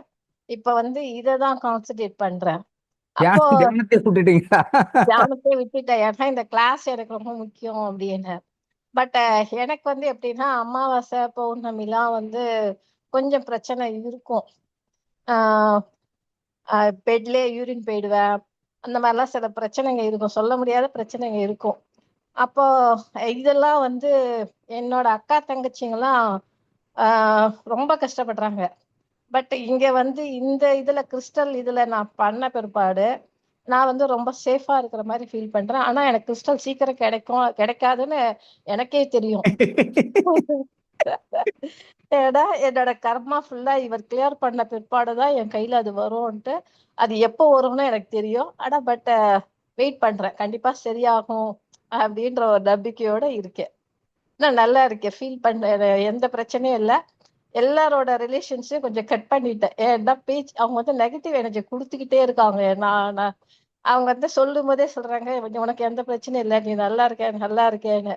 பட் என்னதான் காசு கொடுத்தாலும் நான் என்கிட்ட இருந்து காசு வாங்கிப்பாங்க, திரும்பி என்னை பத்தியே வந்து விமர்சனம் பண்ணிட்டே இருப்பாங்க. சரி, இதை போட்டு நான் குழம்புறதை விட பெட்டரா காசு குறைக்கிறாங்களா கொடுத்தேன்னா அதோட அவாய்ட் பண்ணிடலாம் அப்படின்னு சொல்லிட்டு. ஆனா ரீசெண்டா கொஞ்ச நாள் நான் சேரிட்டி பண்றது இல்ல. ஏன்னா சார் சொல்லிட்டு இருந்தார்ல நேத்து, சேரிட்டி யாரும் சரியா பண்றது இல்ல அப்படின்னு. பட் நான் கொஞ்ச நாளா வெளியிலே போறது இல்ல. ஒரு 40 நாளுக்கு மேல ஆயிடுச்சு நான் வெளியில போறது இல்ல. கை அடிபட்டு இருக்கறனால எல்லாரும் என் கையை பார்த்து கேட்டுட்டே இருக்காங்க. சோ வாக்கிங் போனா கையே பாக்குறாங்களேன்ட்டு நான் போறது இல்ல. அது வந்து போகாதனால நான் சேரிட்டி கொடுக்கறது இல்ல யாருக்குமே. நிறைய பண்ணுவேன், ஆனா கொடுக்கறது இல்ல. எனக்கு அதுவே ஒரு பெரிய இதுவாதான் இருக்கு. ஒரு டெய்லிக்கு வாக்கிங் போகும்போது ஒருத்தருக்கு டிஃபன் வாங்கி போய் கொடுப்பேன். பட் அதெல்லாம் கொடுக்கல அப்படின்றது எனக்கே தெரியுது. பட் சீக்கிரமா நான் வெளில வந்து கொடுப்பேன்ற ஒரு நம்பிக்கை இருக்கு. ஆனா நல்லா இருக்கேன், பீஸ்ஃபுல்லா இருக்கு, அமைதியா இருக்கு மனசு. எண்ணங்கள் அற்ற நிலைக்கு, மனமற்ற நிலைக்கு போயிட்டேன். சோ அதுவே எனக்கு ஒரு பெரிய விஷயம். நல்லதான் நினைக்கிறதுல, கெட்டதும் நினைக்கிறது, யாரை பத்தி எதுவும் நினைக்கிறதுல பிளைண்டா இருக்கேன். அது வந்து இந்த கர்மா ஹீலிங் நடந்த பிற்பாடு நிறைய சேஞ்சஸ் இருக்கு. பாடி மைண்ட்ல எல்லாமே சேஞ்சஸ் இருக்கு. யார்கிட்டயும் அதிகமா நெகட்டிவ் எனர்ஜி வாங்கக்கூடாதுன்னு எல்லாரையும் கட் பண்ணிட்டேன். அமைதியா இருக்கு, நல்லா ஓகே, இருக்கு. நன்றி நன்றிம்மா. நன்றி, ரொம்ப பரவாயில்ல. நன்றிங்க ஐயா, உங்களுக்கும் இப்ப ஐயாவுக்கும் ரொம்ப நன்றி. கிறிஸ்டல் இப்போ வராதுங்கிறதுல முடிவோட இருக்கு.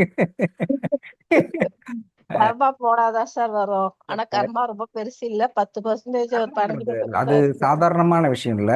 அது அது அது எந்த அளவுக்கு புரிஞ்சுது. பட் இருந்தாலும் ரியாலிட்டி கர்மா தெரிஞ்சிருந்தாலும் ரியாலிட்டி லைஃப்ல நம்ம வாழணும் இல்லையா, அதுக்கு தேவை கொஞ்சம். அதனால தான் முன்னாடியே சொன்னா, அப்புறம் தர்மத்தை பத்தி சொல்றோம், அதை கொடுக்கணும் அப்படிங்கும்போது டிவைன்ல வச்சுட்டு சில விஷயங்கள் சொல்லி யாருக்கு எப்படி கொடுக்கணும் கைடன்ஸுக்காக வெயிட்டிங்.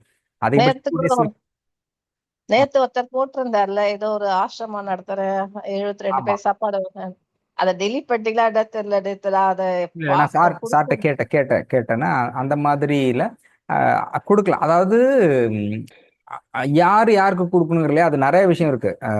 அந்த இதுல இது நான் இப்போ நம்மளோட இதுல இருக்கிறதுல டாக்டர் லங்குவாய்ஸ் ஹாஸ்பிட்டல் நாம யாருக்கிட்டையுமே வாங்குறது இல்லை சேரிட்டியா. அண்டு நாம வந்து இவங்களுக்கு கொடுங்க அப்படின்னு சொல்றது இல்லை. இவங்களுக்கு கொடுங்கன்னு ப்ரிப்பேர் பண்ணி இந்த இதுக்கு கொடுங்க, சேரிட்டி கொடுங்க, இந்த ட்ரஸ்ட்டுக்கு கொடுங்க அப்படின்னு நம்ம சொல்றது இல்லை. அந்த கைடன்ஸ் கொடுத்துருவோம். இந்த மாதிரியான கேட்டகரிக்கு நீங்கள் கொடுத்தீங்கன்னா அது உங்களுக்கு பாசிட்டிவ் கர்மா வரும். அந்த கைடன்ஸ் மட்டும் தான் கொடுக்குமே தவிர பர்டிகுலராக இந்த ட்ரஸ்ட்டுக்கு கொடுங்க, இவங்களுக்கு கொடுங்க அப்படின்னு நம்ம பண்ணுறதில்ல. அது ரொம்ப ரேர்.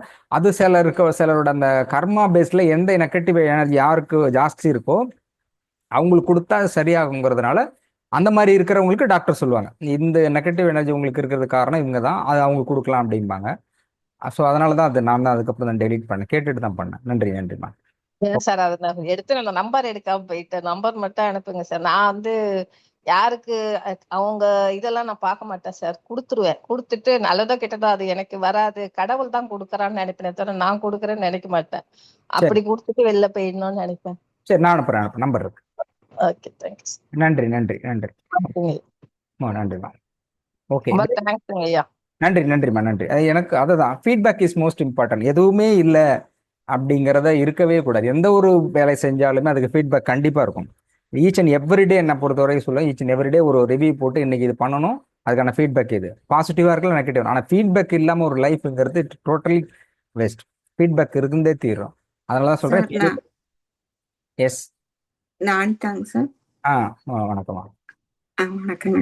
ஸோ எனக்கு ஃபீட்பேக் சொல்லணும்னு பார்த்தேங்க. ஸோ முடிஞ்ச வரைக்கும் நான் வந்து ஏர்லி மார்னிங் எந்திரிச்சிருவேங்க. நான் சொல்லியிருக்கிறேன்னு நினைக்கிறேன் உங்ககிட்ட, லாங் டிரைவ் எனக்கு 1 hour. ஸோ ரொம்பவும் தூக்கம் கெடாம நைட் சீக்கிரம் படுத்தா கரெக்டாக எந்திரிச்சிருவேங்க. அப்புறம் நாங்கள் ஒரு குரூப்பாக யோகா பண்ணுறோம், எல்லாம் இருக்கு.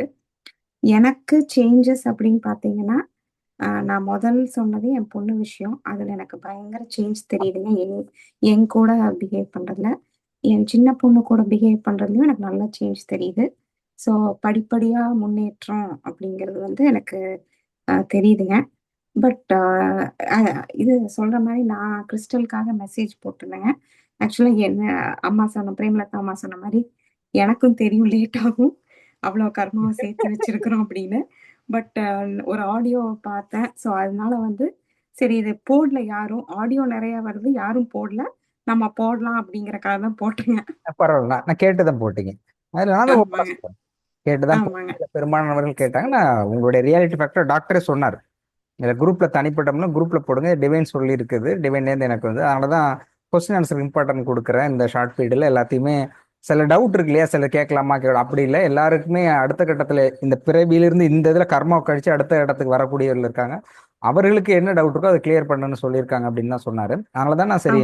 அப்புறம் நானும் வந்து இண்டிவிஜுவலா ரீசன் கேட்டதுக்கு காரணம் வந்து எப்படின்னா, சிலருக்கு சொல்ல முடியும், சிலருக்கு சொல்ல முடியாதா இருக்குங்க.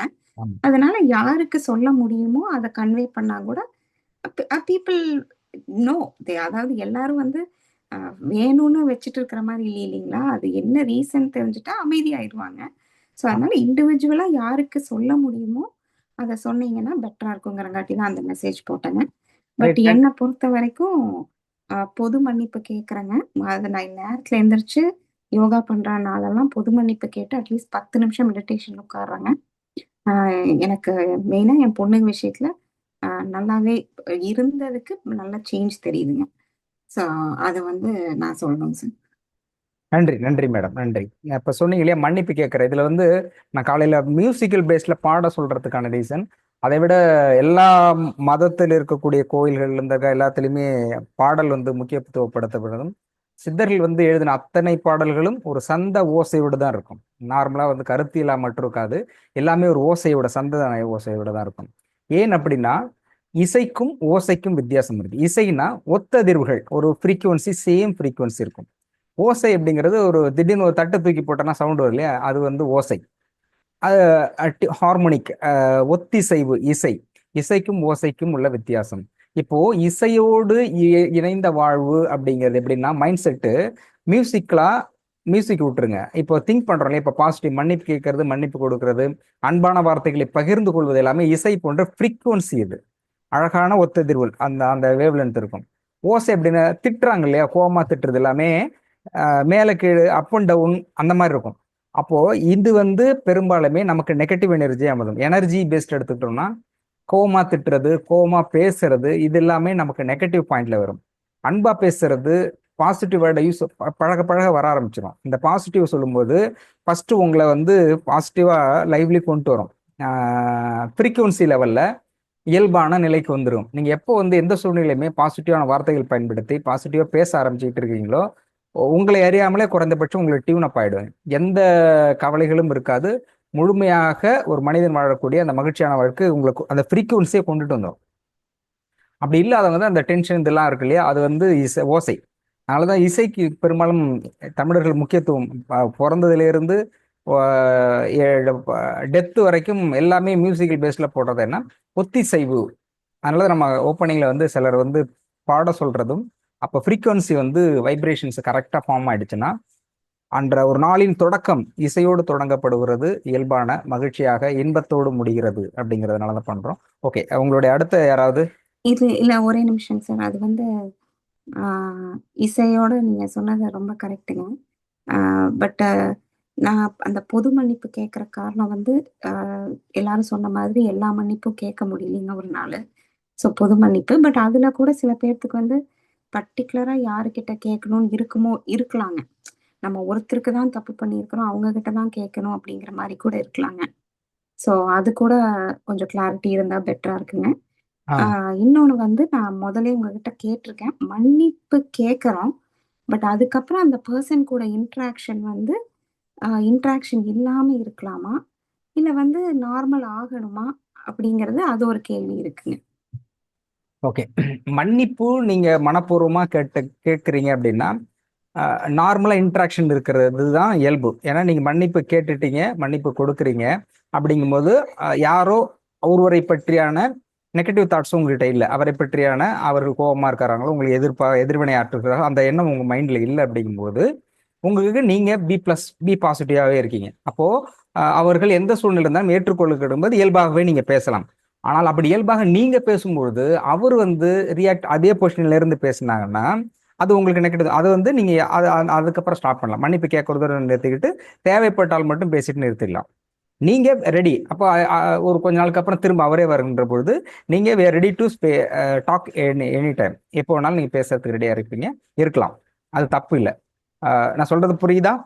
புரியுதுங்க சார். மன்னிப்பு கேட்கறது கொடுக்கும் பொழுது இயல்பான நிலையில் அவர் இருக்காங்கன்னா நீங்க பேசலாம். பேசக்கூடாதுன்னு பேசலாம். ஏன்னா மன்னிப்பு கிட்ட சகஜமாக வரும். இன்னொரு முக்கியமான விஷயம்னா, சில இதுல வந்து கர்மிக் எனர்ஜி ஹீலிங்ல வந்துட்டு சிலர் போகும்போது திரும்ப சொல்லுவாரு, அடுத்த பிறவியில் எப்படி இருப்பாங்க அப்படிங்கிற விஷயம் எல்லாமே வரும். இப்போ மன்னிப்பு கேட்காம இருக்கிற விஷயங்கள் இருக்கு இல்லையா, அது மன்னிப்பு இருக்கிறதே பயங்கரமானது. நான் அது அந்த இதுல போட ரிசர்ச் ஓரியன்டா இருக்கு. மன்னிப்பு கேட்கறதுனால மட்டுமே எவ்வளவு பேர் கியூர் ஆயிருக்காங்க, கிளென்சிங் ஆயிருக்காங்க, டிசீஸ் கியூர் ஆயிருக்கு. கேன்சரே வந்து வெறும் மன்னிப்பால மட்டுமே கியூர் ஆயிருக்கு.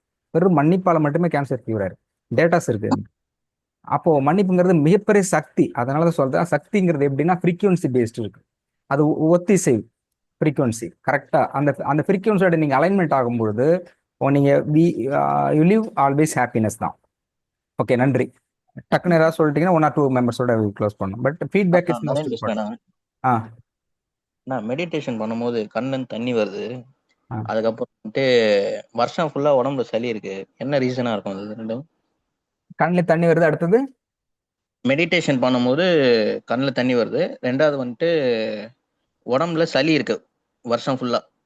ஓ, உங்களுக்கு கோல்டு ப்ராப்ளம் இருக்குது? ஆமா, அது வந்துட்டு 4-5 வருஷமா அப்படிதான் இருக்கு எனக்கு. சரி, ஓகே. சைனஸ் ப்ராப்ளம் இருக்கா? ஆமா ஆமா.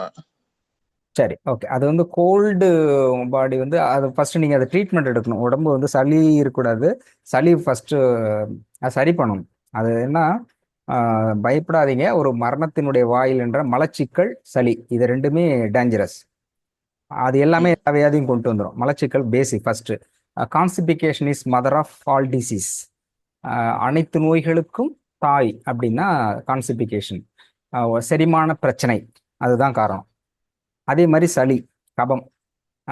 இந்த இறந்து போறவங்களுக்குலாம் பால் கொடுக்குறாங்க இல்லையா, பால் கொடுக்குறது ரீசனாக சீக்கிரம் அப்பிட்டா வர்றது தான் கொடுக்குது. அது கோல்டு, அது இழுத்துக்கிட்டு இருக்காங்க சீக்கிரமா. பட் பால் ஊற்றி வளர்க்குறாங்க, பால் கொடுக்குறோம் அப்படின்னு சொல்லப்பட்டாலுமே அது கோல்டு, கபம் கட்டும். அப்படி சளி இல்லாமல் இருக்கணும். இப்போ கண்ணில் தண்ணி வருதுன்னு சொன்னீங்க. தண்ணி வருதுங்கும் போது நீங்க மெடிடேஷன்ல இருக்கும்போது வருதா, இல்ல கண்ணு சரியா இருக்கா? கண்ணு உங்களுக்கு பார்வை கரெக்டா இருக்கா? அது கரெக்டா இருக்கு. மெடிடேஷன் பண்ணும்போது கண்ணில் தண்ணி வருது. எவ்வளவு நேரம் நீங்க ஆக்சுவலி மெடிடேஷன் பண்ணுவீங்க? ஒரு 1 hour. 1 hour. என்ன ப்ரேயர் வைக்கிறீங்க மெடிடேஷன்ல? இல்ல காலேஜ் இது ரிலேட்டடா தான் இருப்பாங்க. காலேஜ்ல நீங்க என்ன பண்ணிட்டு இருக்கீங்க? விஎஃப்எக்ஸ் 4th year படிச்சிட்டு இருக்கீங்களோ? ஆமாமா. நரேனா. ஓ நரேனா. ஓ சாரி. ஓகே, கண்ணில் தண்ணி வருதுனாங்களே கிளென்சிங், பியூரிஃபை ஆகிறன்னு அர்த்தம். அப்போ வந்து மனமுருகி இப்போ பாடுறாங்க இல்லையா, டிவைன்ல இருக்கும்போது, டெம்பிள்ல இருக்கும்போது ஒருத்தர் மனமுருகி பாடும்போது ஆட்டோமேட்டிக்காக கண்ணில் தண்ணி வரும். கண்ணில் தண்ணி வந்ததுனாலே அவங்க கிளென்சிங் ஆகுறாங்கன்னு அர்த்தம். கிளென்சிங் ஆகுறாங்க. இங்க வந்து மாஸ்டர் சோவா கொக்சுகி வந்து போனப்போ டாக்டர்லாம் போய் மீட் பண்ணப்போ அப்போ அவர் ப்ரேயர் வச்சப்போ நிறைய பேர் அழுதது என்னன்னா, அப்போ சொன்னார் கிளென்சிங் ஆகுது. அழுகை என்பது ஒரு வகை கர்மாவை சுத்தப்படுத்துறது அப்படிங்கிறதுக்கு. அதனால அது சரிதான். 1 மணி நேரம் இருக்குன்னா பெரிய விஷயமாச்சே. ஓகே, கீப் இட் அப், அது நல்லது தான். பட் அந்த கோல்டு இருக்குல்ல, சரி பண்ணும். இந்த ஸ்ரீலங்காவில் அப்படிதான் ஒருத்தர் இந்த அழுகையை பற்றி போட்டிருந்தார். அப்போ கோயிலுக்கு போயிருக்காரு. கோயிலுக்கு போய் கும்பிட்டுட்டு இருந்த உடனே கோயில் ஒரு 10 நிமிஷத்துக்கு மேலே கும்பிடும்போது அவர் கண்ணில் தண்ணியாக தார விழுந்தான். உடனே கடவுள் காண்டாயிட்டாராம். ஐயோ என்னடா அது இப்படிலாம் அழுகுறான் ஒருத்தனை, 1 மணி நேரமா அழுதுகிட்டே இருக்காரான். உடனே கடவுள் வந்துட்டு ஏன்பா இப்படி அழுகுற அப்படின்னு கேட்டப்ப அவன் சொன்னான், செருப்பு புதுசா வாங்கி போட்டுருக்கேன், அவனா எடுத்துட்டு போட போறேன், புது செருப்பு வச்சுட்டு வந்திருக்கேன், அதுதான் அழுகுறேன். அந்த மாதிரி சில அழகு இல்லாம நீங்க பிரேயர் மெடிடேஷன்ல இருக்கும்போது வர்றதுங்கிறது நல்ல விஷயம். Okay right. அதே மாதிரி இன்னொரு டவுட். இப்ப நம்ம கடைக்கு போயிட்டு ஒரு மஞ்சத்தூள் பேக்கெட் வாங்குறோம், ஒரு 5 பேக்கெட் வாங்குறோம்னு வச்சுங்களேன், 25 கிராம்.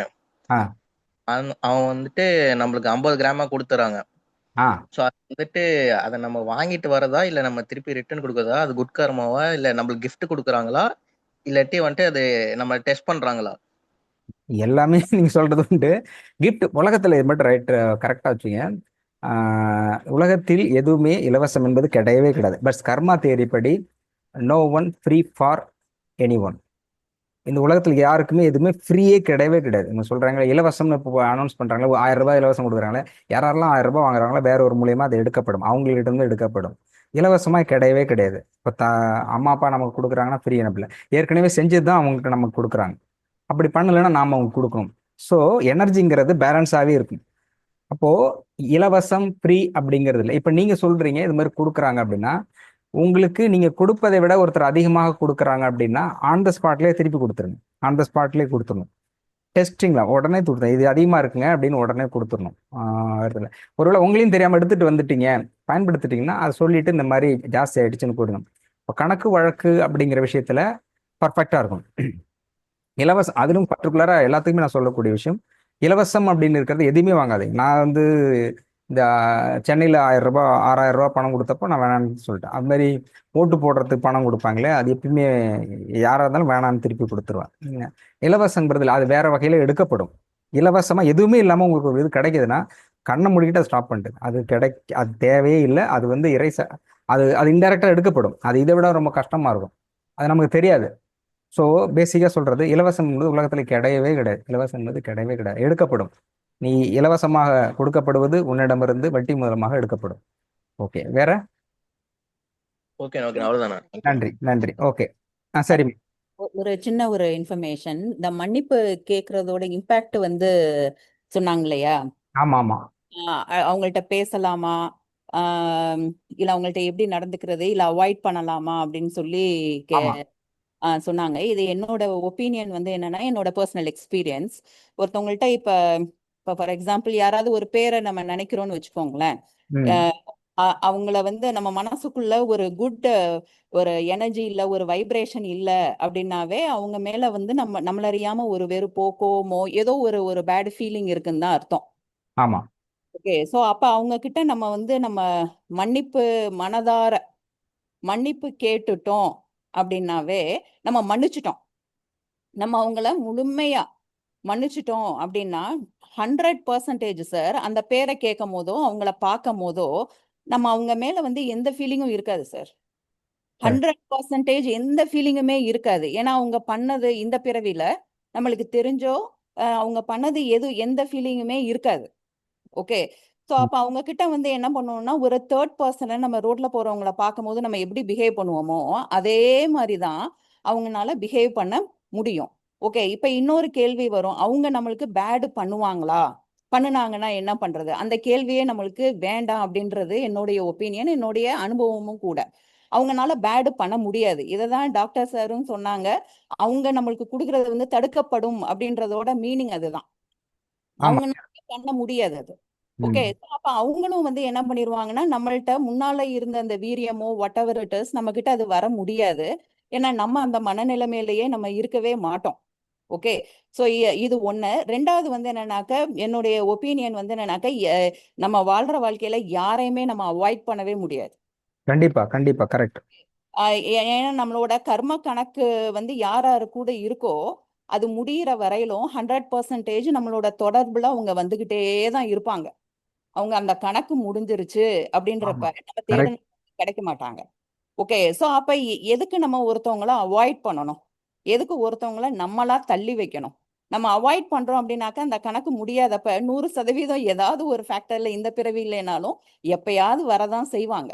ஓகே, ஸோ இதை நம்ம புரிஞ்சுக்கிட்டோம் அப்படின்னாவ நம்ம மனதார ஒருத்தவங்களுக்கு மன்னிப்பு கொடுத்துட்டோம் அப்படின்னா அவங்க மாறுறாங்களோ மாறலையோ நம்மளுக்கு அது அவசியமே இல்லை. நம்ம டோட்டலி மாறிடுறோம் சார். அது வந்து என்னால 100% என்னுடைய அனுபவத்துல என் வாழ்க்கை அப்படிதான் போகுது. ரொம்ப ஃப்ரீயா இருக்கு.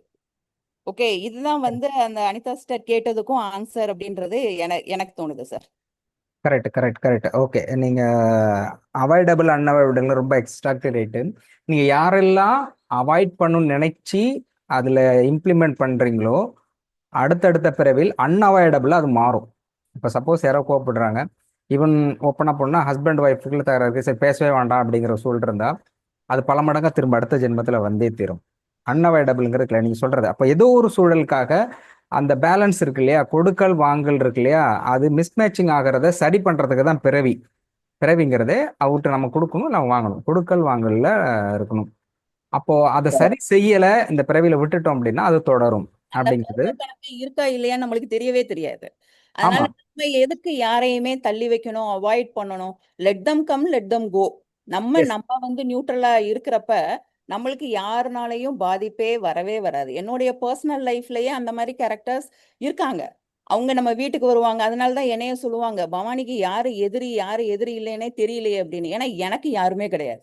நான் எல்லாரு கூடயும் பேசுவேன், எல்லாரு கூட. எதனால அது முடியுது அப்படின்னா என்னுடைய மனசு வந்து எல்லாரும் சம்பந்தப்பட்டதா பக்குவமா இருக்கிறப்ப எதுவுமே என்னைய பாதிக்காது. நான் 100% யாரையும் நான் அவாய்டே இதுவரையிலும் பண்ணவே மாட்டேன். கரெக்ட் தான். ரைட்மா, உங்களோட எக்ஸ்பீரியன்ஸுங்கிறது ரொம்ப வேல்யூபிள், ஆல்ரெடி ஷேர் பண்ணியிருக்கீங்க. Yes is right. அவாய்டபிள் அன்அவாய்டபிளில் யாருமே அவாய்ட் பண்ணக்கூடாது. சப்போஸ் சில பேர் கோபமாக இருக்கிறாங்க அப்படின்னா கூட அவங்களா பேசும்பொழுது நாமளே தேவைப்பட்டா போய் பேசலாம். இல்லைன்னா இயல்பு நாம வந்து இயல்பாக இருக்கும், மைண்டில் வந்து வேற எதுவும் வச்சுக்கூடாது. அவர்களை பற்றி எந்த நினைவுகள் இருக்காது, அவங்களுக்கு தேவைப்பட்டா பேசுவோம், இல்லைன்னா போயிட்டே இருக்கலாம். இஸ் காற்று போல் அப்படியே ஃப்ளோவாக போயிட்டே இருக்கும். அப்போதான் வந்து இந்த பிறவியே முழுமையாக கிடைச்சி அடுத்தடுத்துல போகணும் அப்படிங்கிறது பேசிக் கர்மாவோடது. அதுதான் யாருமே அவாய்ட் பண்ணக்கூடாதுங்கிறது தான் கரெக்ட். இப்போ ரொம்ப இந்த இடத்துல பர்டிகுலராக வர்றதுன்னா அவாய்டபிள் அன்அவாய்டபிள் மேரேஜ் இஷ்யூ இருக்கு இல்லையா, டைவர்ஸ் மேரேஜ் இஷ்யூ இருக்கு இல்லையா, இந்த இடத்துட்ட வருது. இப்போ டைவர்ஸுங்கிறது ப்ராம்ப்டா கட் அண்ட் ரைட்ல வருது. அப்போ அது பண்ணலாமாங்கும்போது டாக்டர் பல இடத்துல சொல்றது யாருக்குமே இது வரைக்கும் அவர் ப்ரிஃபர் பண்ணதே இல்லை 100%. ஏன்னா ஏற்கனவே அவங்க பண்ணது தான் இப்போ வந்து இப்படி வருது. 100% ஏற்கனவே பண்ண பாவம் தான் கிளியராகவே வர்றாங்க. அப்போ நீங்கள் இது பண்ணினா இப்போவா ரைட் விடனா இப்போவாவது பேலன்ஸ் பண்ணக்கூடிய சூழல் இருக்கு. ஆனால் அடுத்தடுத்ததுல மாட்டிக்கிட்டு சின்ன பணமாக ஆவாங்க. அது இருக்க விக்ரஸ் ஆகிட்டே இருக்கும். அதனாலதான் நீங்க சொல்றது அக்செப்டபிள். நம்ம எது சொல்றதுல ஃபர்ஸ்ட் இது வந்து நம்மளோட கர்மா கிளீனிங்ல ஃபர்ஸ்ட் மெசேஜே அக்செப்டபிள். அக்செப்டபிள், ஏற்றுக்கொள்ளுதல். எது பி ப்ரெசன்ட்டோ அதை ஏற்றுக்கொள்ளுதல். இப்ப இருக்கிற வாழ்க்கையை, இப்போ இருக்க சூழலை, பொருளாதார பிரச்சனை, ரொம்ப கடன்ல இருந்தாலும் அதை ஏற்றுக்கணும் ஃபர்ஸ்ட். அந்த ஏற்றுக்கொள்ளக்கூடிய மனநிலை இருந்தாதான் கான்சியஸ் மைண்ட்ல சப்கான்சியஸ் மைண்டுக்கே போகும். அது மாதிரி ஒருத்தர் வந்து எவ்வளோ கோவமா பேசியிருந்தாலும் இருந்தாலும் அவங்க வரும் பார்க்கும்போது அதெல்லாம் மறந்துட்டு அவங்களுடைய இயல்பா ஒரு ஒரு ஒரு மாதிரி அவரை பார்க்க ஆரம்பிக்கும் போது தான் இயல்பு நிலைக்கு வருவீங்க. ஏற்றுக்கொள்ளுதுங்கிறது கர்மாவில் ரொம்ப முதல் பாயிண்டே அதுதான். பரவாயில்ல, நான் சொல்லியிருக்கீங்க, ரொம்ப நன்றி. சரி, முடிச்சுக்கலாம். யாராவது சொல்றீங்களா? நான் ஒண்ணு கேட்கலாங்க ஐயா. ஐயா நான் ஒண்ணு கேட்கணும், டவுட் கேட்கணும். ஓகே, கேளுங்க சார். ஆ அவங்க கேளுங்க. டவுட் கேட்ட பிறகு நான் பேசுறேங்க சார். சரி சார், நான் கேட்கட்டுங்களா சார்? நான் கேட்கறேன் சார். சார், நான் மன்னிப்பு கேட்டிருக்கிறேன் சார். நான் மன்னிப்பு கேட்டிருக்கேன். ஆனா மன்னிப்பு கேட்டாலுமே எனக்கு வந்து சும்மா வேற வேலை செஞ்சுட்டு இருக்கும் போது அவங்க என்ன பண்ணாங்க, என்ன பேசுறாங்க, என் பொண்ணை என்ன கொடுமை பண்ணாங்க, இதே எனக்கு திரும்ப திரும்ப வந்துகிட்டே இருக்குது. திரும்ப திரும்ப வரும்போது என்ன ஆகுதுன்னா அவங்க மேல இந்த கோபம் தான் வருது. இப்படி பண்ணிட்டாங்க, இப்படி பேசிட்டாங்களேன்னு கோபம் தான் வருது. ஆனா நான் மன்னிப்பு கேட்கறேன், காலையில நைட் தூங்கும் போது மன்னிப்பு கேட்கறேன். ஆனா பகல் பூராமே எனக்கு அதே ஒரு சுத்தி சுத்தி அதே தான் வருது. ஏன் இப்படி பண்ணாங்க, எதுக்கு இப்படி பேசுறாங்க அப்படிங்கறதே வருது. இதுக்கு நான் என்ன பண்ணணும் சார்? ரைட். இது நீங்க சொல்றது 100% இயல்பான மனித நிலை. இப்படித்தான் இருக்கும், இப்படிதான் இருக்கும். இயல்பான மனித நிலை இப்படிதான் இருக்கும். ஒருத்தர் கோமா பேசுறாங்க, திட்டுறாங்க, நமக்கு துரோகம் பண்ணிருக்கிறாங்க, நம்ம நல்லதே செஞ்சாலும் கெட்டதுதான் செஞ்சுக்கிட்டு இருக்காங்க அப்படிங்கிற இது இருந்தா அவங்கள பற்றி நினைக்கும் போது மன்னிப்பு நம்ம வார்த்தையால தான் கேட்போம், மனப்பூர்வமாக மன்னிப்பு கேட்கவே முடியாது. இதுதான் ரியல், இஸ் 100% ரியல். அப்போ இந்த மாதிரி இருக்கிறவங்களுக்கு நம்ம எப்படி மன்னிப்பு கேட்கறது கொடுக்கணும்? அதனாலதான் நம்ம கம்பேரிட்டிவ் ஜென்மத்தோட கிடக்குன்னா ஏற்கனவே உல்டாவா நீங்க திருப்பி வச்சீங்க. ஒரு புரிதலுக்காக நான் வச்சுக்கிறேன். இப்ப யாரோ ஒருத்தர் இருக்காரு அப்படின்னாக்க அவருக்கு நாம இதை கொடுத்துருக்கோம்னு அர்த்தம். இப்ப நம்மளால ஏத்துக்க முடியல, பார்த்தாலே கோவம் வருது, பார்க்க கோவம் எரியுது, பத்தி எரியுதுமோ இல்லையா? அந்த மாதிரி ஆட்களுக்கு இப்ப எப்படி இருக்கிறாங்களோ இதை விட பல மடங்கு நாம அவங்கள டார்ச்சர் பண்ணி, இப்பவே நம்மள இவ்வளவு இருக்குமே, இதை விட பல மடங்கு டார்ச்சர் அவங்க எப்படி இருந்திருப்பாங்க. இதுதான் ரியாலிட்டி. இதை நீங்க ஞாபகம் வச்சுங்க. அப்ப அவங்களுக்கு நம்ம கொடுத்துருக்கோம். 10ல் 1 100ல் 1 குறைக்கப்பட்டது கொடுத்துட்டு இருக்கும் பொழுது அப்ப பண்ணிருக்கோம். அப்ப முதல்ல நீங்க அந்த மனநிலையில மாறினாதான் நீங்க, அதுதான் சித்தர்கள் பயங்கரமா சொன்னது, அண்டத்தில் உள்ளது பிண்டம், பிண்டத்தில் உள்ளது. நீங்க மனப்பூர்வமா மன்னிப்பு படிச்சுட்டேன் அப்படிங்கறது இல்லை, மனப்பூர்வமா அதை கேட்க ஆட்டோமேட்டிக்கா அங்க மாறும். ஏன்னா நாம செஞ்சதை திருப்பி செய்யறதுக்கு தான் அங்க வர்றாங்க. அப்போ இந்த மனநிலையை வச்சு நம்ம பண்ணிருக்கோம், அதைதான் திருப்பி பண்றதுக்கு வந்திருக்காங்க, சரிங்க அப்படின்னு மனம் சாந்தி அடைஞ்சு மனப்பூர்வமாக நீங்க மன்னிப்பு அறிக்கைங்கிறது படிக்கவே தேவையில்லை. மனம் வந்து சாந்தி அடையணும். அவங்கள அந்த பார்க்கும்பொழுது அந்த ஃபீலிங் வந்து மன்னிக்கணும் அப்படிங்கிற இயல்பான நிலைக்கு பார்த்த உடனே அந்த ஆளை பார்த்தாலே டென்ஷன் ஆகுதுன்னு பார்க்க எரியுதுன்னா அந்த மாதிரி மனநிலையில இருந்தாக்க அந்த பிரச்சனை சால்வ் ஆகாது. நல்லா பாருங்க, அந்த மாதிரி யாருக்கிட்ட நம்ம வந்து பார்த்தாலே கோபமா வருதுன்னு யாரை நம்ம நினைச்சிட்டு இருக்கோமோ அந்த problem solve will be continue. மன ரீதியாக அதுக்கு எப்படி ஏத்துக்க முடியும்னாக்க ஏத்துக்க முடியாதுதான். அப்ப இதை மட்டும்தான் ஞாபகம் வச்சுக்கணும், நாம ஏற்கனவே பல மடங்கு 1 மடங்கு கொடுத்துருக்கோம். இப்ப எப்படி நமக்கு இந்த மாதிரி நான் உங்களுக்கு கண்டிப்பா செய்யாதது எதுவுமே இல்லை. வாட் இஸோ வாட் ஏரியுது கிளியரா அடிச்சிருக்காங்க. எதை செய்தாயோ, எதை விதைத்தாயோ அதை அறுவடை செஞ்சு, இப்ப நீங்க அறுவடை செஞ்சிருக்கீங்கன்னா ஏற்கனவே விதைச்சிருக்கீங்கன்னு அர்த்தம். அதனால அப்ப நினைச்சுங்க, நாமளே இப்ப காண்டா இவ்வளவு இருக்கமே, அப்ப அவங்க எவ்வளவு நம்ம பண்ணிருக்கோம் அப்படின்னு நினைக்கும் போது உங்களுக்கு அந்த மனநிலை வரும். அது பழகதான் வரும். இது முழுமையாக இதை ஏற்றுக்கொள்கின்ற போறோம். உங்களுக்கு சொல்யூஷன் வேணும் அப்படின்னு நினைக்கிறேன், இதுல இருந்து நம்ம வெளியில வரணும், இது திருப்தியா இருக்கணும் பண்ணனா, அப்ப ஹோல் கட்டாடா மன்னிச்சுன்னா கண்டிப்பா ஃப்ரீக்வன்சி ஒர்க் அவுட் ஆகும். இது நிறைய பேரோட பார்த்திருக்கேன். அந்த கோபம் வரக்கூடாது, ஆனா வரும், அது இயல்பு. அதை தாண்டி மன்னிப்பு கேட்க ஆரம்பிச்சிட்டீங்கன்னா சரியாயிடும். ஓகே, நன்றி. உலகத்துல எதுவுமே இலவசம் இல்லை அப்படின்னு சொல்றீங்க. தர்மம் கொடுக்கறப்ப நம்ம வந்து கொடுக்குற தர்மமா, பட் அவங்களுக்கு அது இலவசமா தானே போய் சேரு, அது எப்படி ஏத்துக்கிறது? பயங்கரமான கேள்வி கேட்குறீங்க, போங்க. கரெக்ட். தர்மம் அப்படிங்கிறது இலவசம். அதனாலதான் சார் சொல்றாரு யாரு கூட இலவசம் அப்படிங்கிறது, தர்மம்ங்கிறது இலவசம் அல்ல. இலவசம்ங்கிறது எந்த ஒரு ரெண்டுக்கும் தர்மம் வேறு, இலவசம் வேறு. இப்போ வந்து அரசு கொடுக்கறதுங்கிறது இலவசம் அப்படிங்கிற ஃபேக்ட்ல வரும், அது தர்மத்துக்கு செய்யல.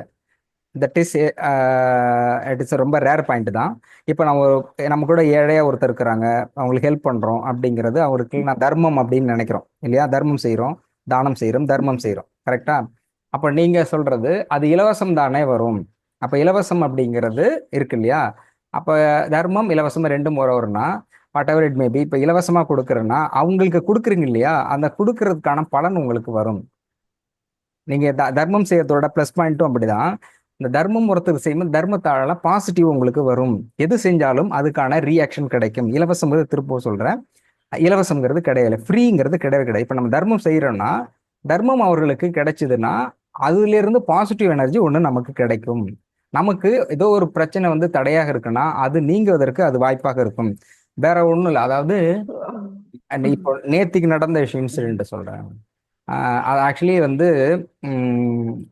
ஒரு 2 இயர்ஸ் 1 இயருக்கு முன்னாடி ஒரு இடத்துல நான் பணம் வாங்கியிருந்தேன். பணம் வாங்கி இருக்கும்பொழுது 17,000 ரூபாய். சரின்ட்டு ஜனவரியில் சார்ட்ட நான் கொடுக்கணும் போது, சார் கொடுக்காதீங்க அப்படின்னாரு. சார் வாங்கியிருக்கேன், எப்படி கொடுக்காம இருக்கணும்னா, இல்லை கொடுக்காதீங்கன்னாரு. கொடுக்கல. ஜனவரியிலேருந்து பிப்ரவரி அவன் ஃபோன் அடிச்சுக்கிட்டே இருக்கான், ரொம்ப கஷ்டத்தில் இருக்காங்க. ஆனால் சார் கொடுக்காதீங்கன்ட்டார். நான் கொடுக்கல, இருந்தாலும் ஃபோன் அடிச்சு. அதனால தான் என்னோட பர்சனல் ஃபோன் நம்பரை சுவிட்ச் ஆஃப் பண்ணேன்.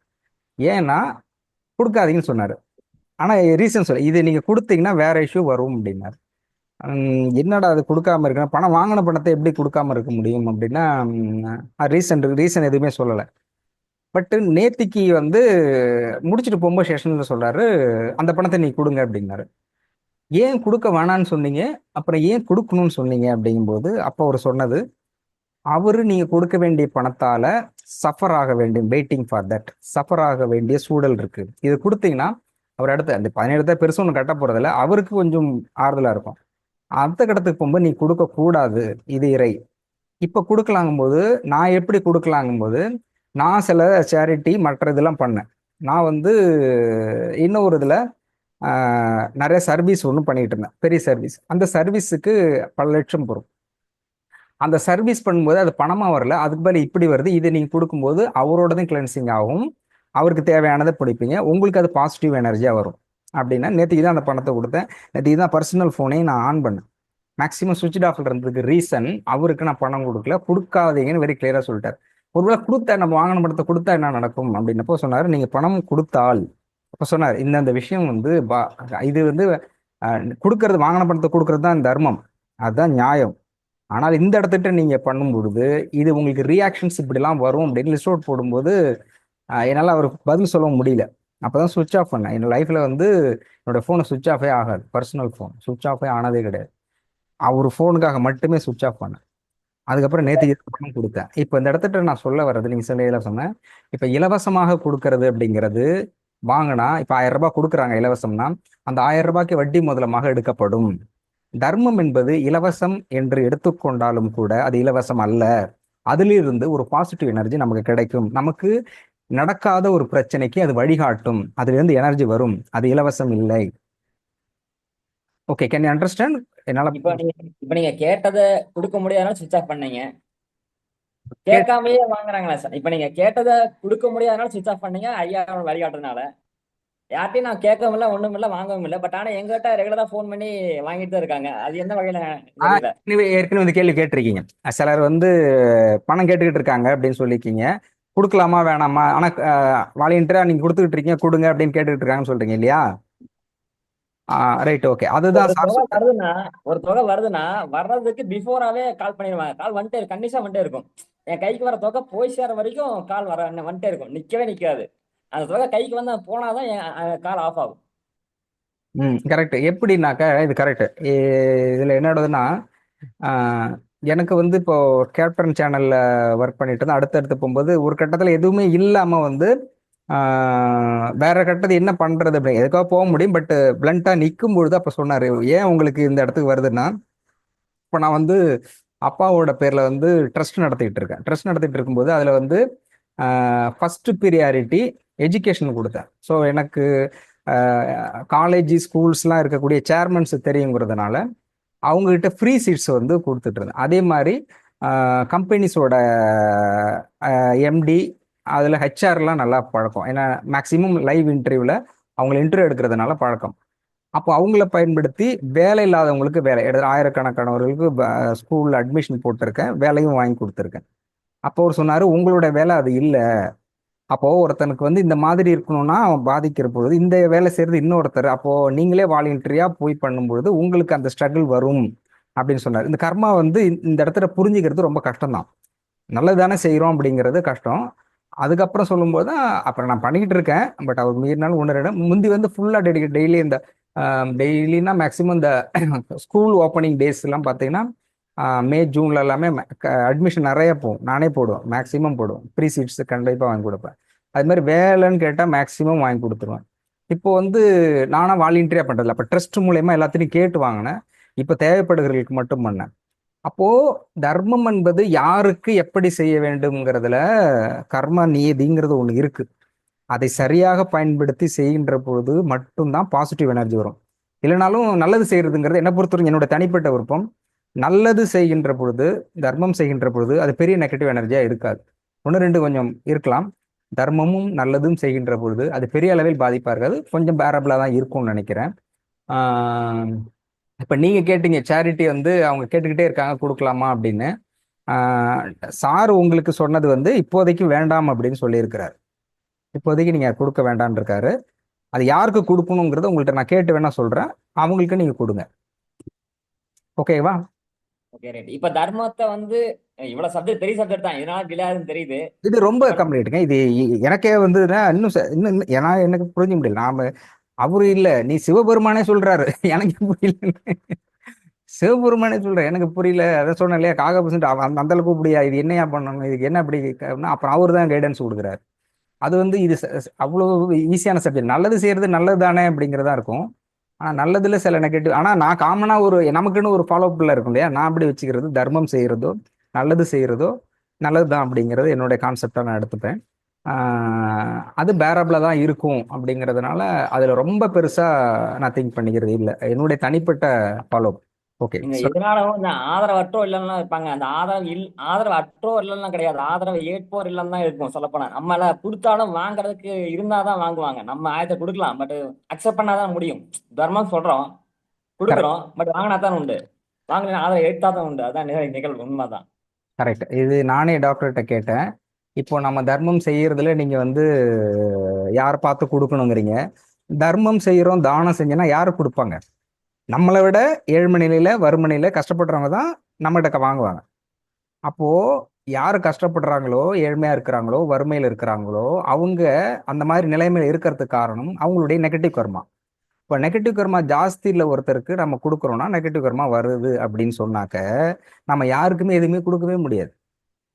யாருக்கும் முடியாது. எல்லாமே பணம், பொருளாதாரத்தில் ஏழ்மை நிலையில் வறுமை கோட்டிற்கு கீழே கஷ்டப்படுற, பிச்சை எடுத்து கொடுக்கக்கூடிய, கையெந்துகின்ற நிலையில் இருக்கு, எல்லாமே நெகட்டிவ் கர்மா. அப்போ நம்ம யாருக்கு கொடுக்க முடியும்? அவங்கள கொடுக்கறதுன்னு அங்கே தானே கொடுக்கணும். அப்போ அங்கேயும் கொடுக்க முடியாதுன்னு எப்படி கொடுக்க முடியும்? அப்படிங்கும்போது காமனா ஒட்டுமொத்தமா அகத்தியர் சொல்றாரு, தர்மம் அப்படிங்கிறத அவர் எப்படி சொல்றாருன்னா, நீ அதை பத்தி மைண்ட்லயே தர்மம் சொல்றாரு, தானம்னு சொல்லல, அதனாலதான் தர்மம் சொல்றாரு. நீங்க கொடுத்துட்டுங்க, கொடுத்ததை பத்தி யோசிக்க செஞ்சு முடிச்சிருங்க அப்படின்றாரு. அப்படி செய்கின்ற பொழுது அதை கரெக்டா பார்த்து கொடுங்க அப்படிங்கிறது சாரோட டீப் அண்ட் டெப்த் கிளாரிட்டி. அது டாக்டர் சொல்லுவாங்க, ஃபாலோ பண்ணிக்கலாம். நன்றி. நன்றி. ரொம்ப டைம் ஆயிடுச்சு, 7 ஆயிடுச்சு, எல்லாருக்கும் வேலைக்கு போக வேண்டியது இருக்கு. நன்றி. நன்றி. மை கைண்ட் ரெக்வஸ்ட், இந்த எனர்ஜி எடுக்கிறது இல்லையா, கரெக்டாக இப்போ சூரியன் வந்திருக்கும், சூரியன்கிட்டேருந்து எனர்ஜி எடுங்க. ஃப்ளோர் பூமி தாயிட்டேருந்து எனர்ஜி எடுங்க, வேப்ப மரத்துலேருந்து எனர்ஜி எடுங்க. எனர்ஜி எடுக்கும்போது இந்த பூமிகிட்டேருந்து எடுக்க எனர்ஜி நல்லா நீங்கள் ஃபீல் பண்ண முடியும். நல்லா ரியலைஸ் பண்ணிட்டு உண்மையில் அந்த எனர்ஜி ரிசீவ் ஆகுதான்னு பாருங்க. அப்படி இருந்தீங்கன்னா டெய்லி அதை மேற்கட்டுறீங்கன்னா எனர்ஜி உங்களுக்குள் கிரியேட் ஆகும். அப்படிங்கிறது பண்ணிட்டு முடிஞ்சா குரூப்ல ஷேர் பண்ணுங்க. நன்றி. வகுப்பில் இவ்வளவு நேரம் பொறுமையோடு கேட்டுக்கொண்டது அனைவருக்கும் மனமார்ந்த நன்றியை தெரிவித்துக் கொண்டு வகுப்பை நிறைவு செய்கிறோம். நன்றி. நன்றிங்க ஐயா. நன்றிமா. நன்றி. ஓகே. நன்றிங்க ஐயா. நன்றி.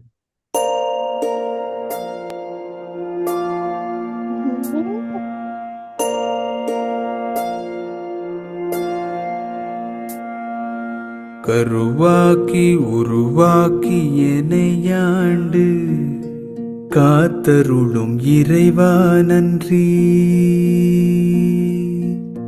எங்கும் நிறைந்தோனே எல்லையிலாதானே எங்கேயும் எப்போதும் என் குலம் காப்பவனே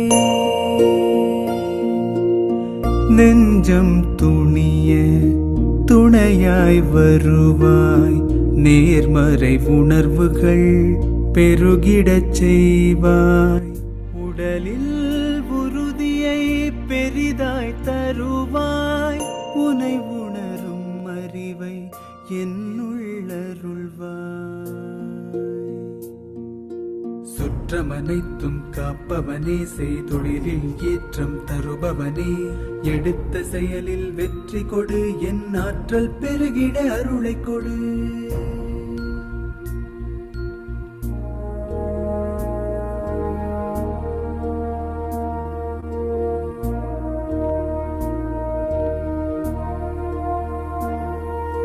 கருவாக்கி உருவாக்கி எனையாண்டு காத்தருடும் இறைவா நன்றி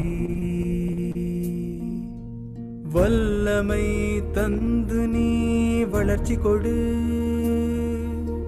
அகத்திலும் புறத்திலும் மலர்ச்சி கொடு வளர்ச்சி கொடு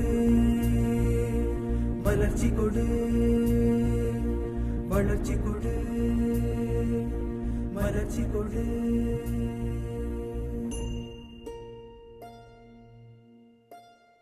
ஐயா மிக்க நன்றிங்க ஐயா. நன்றி நன்றி நன்றி நன்றி நன்றி.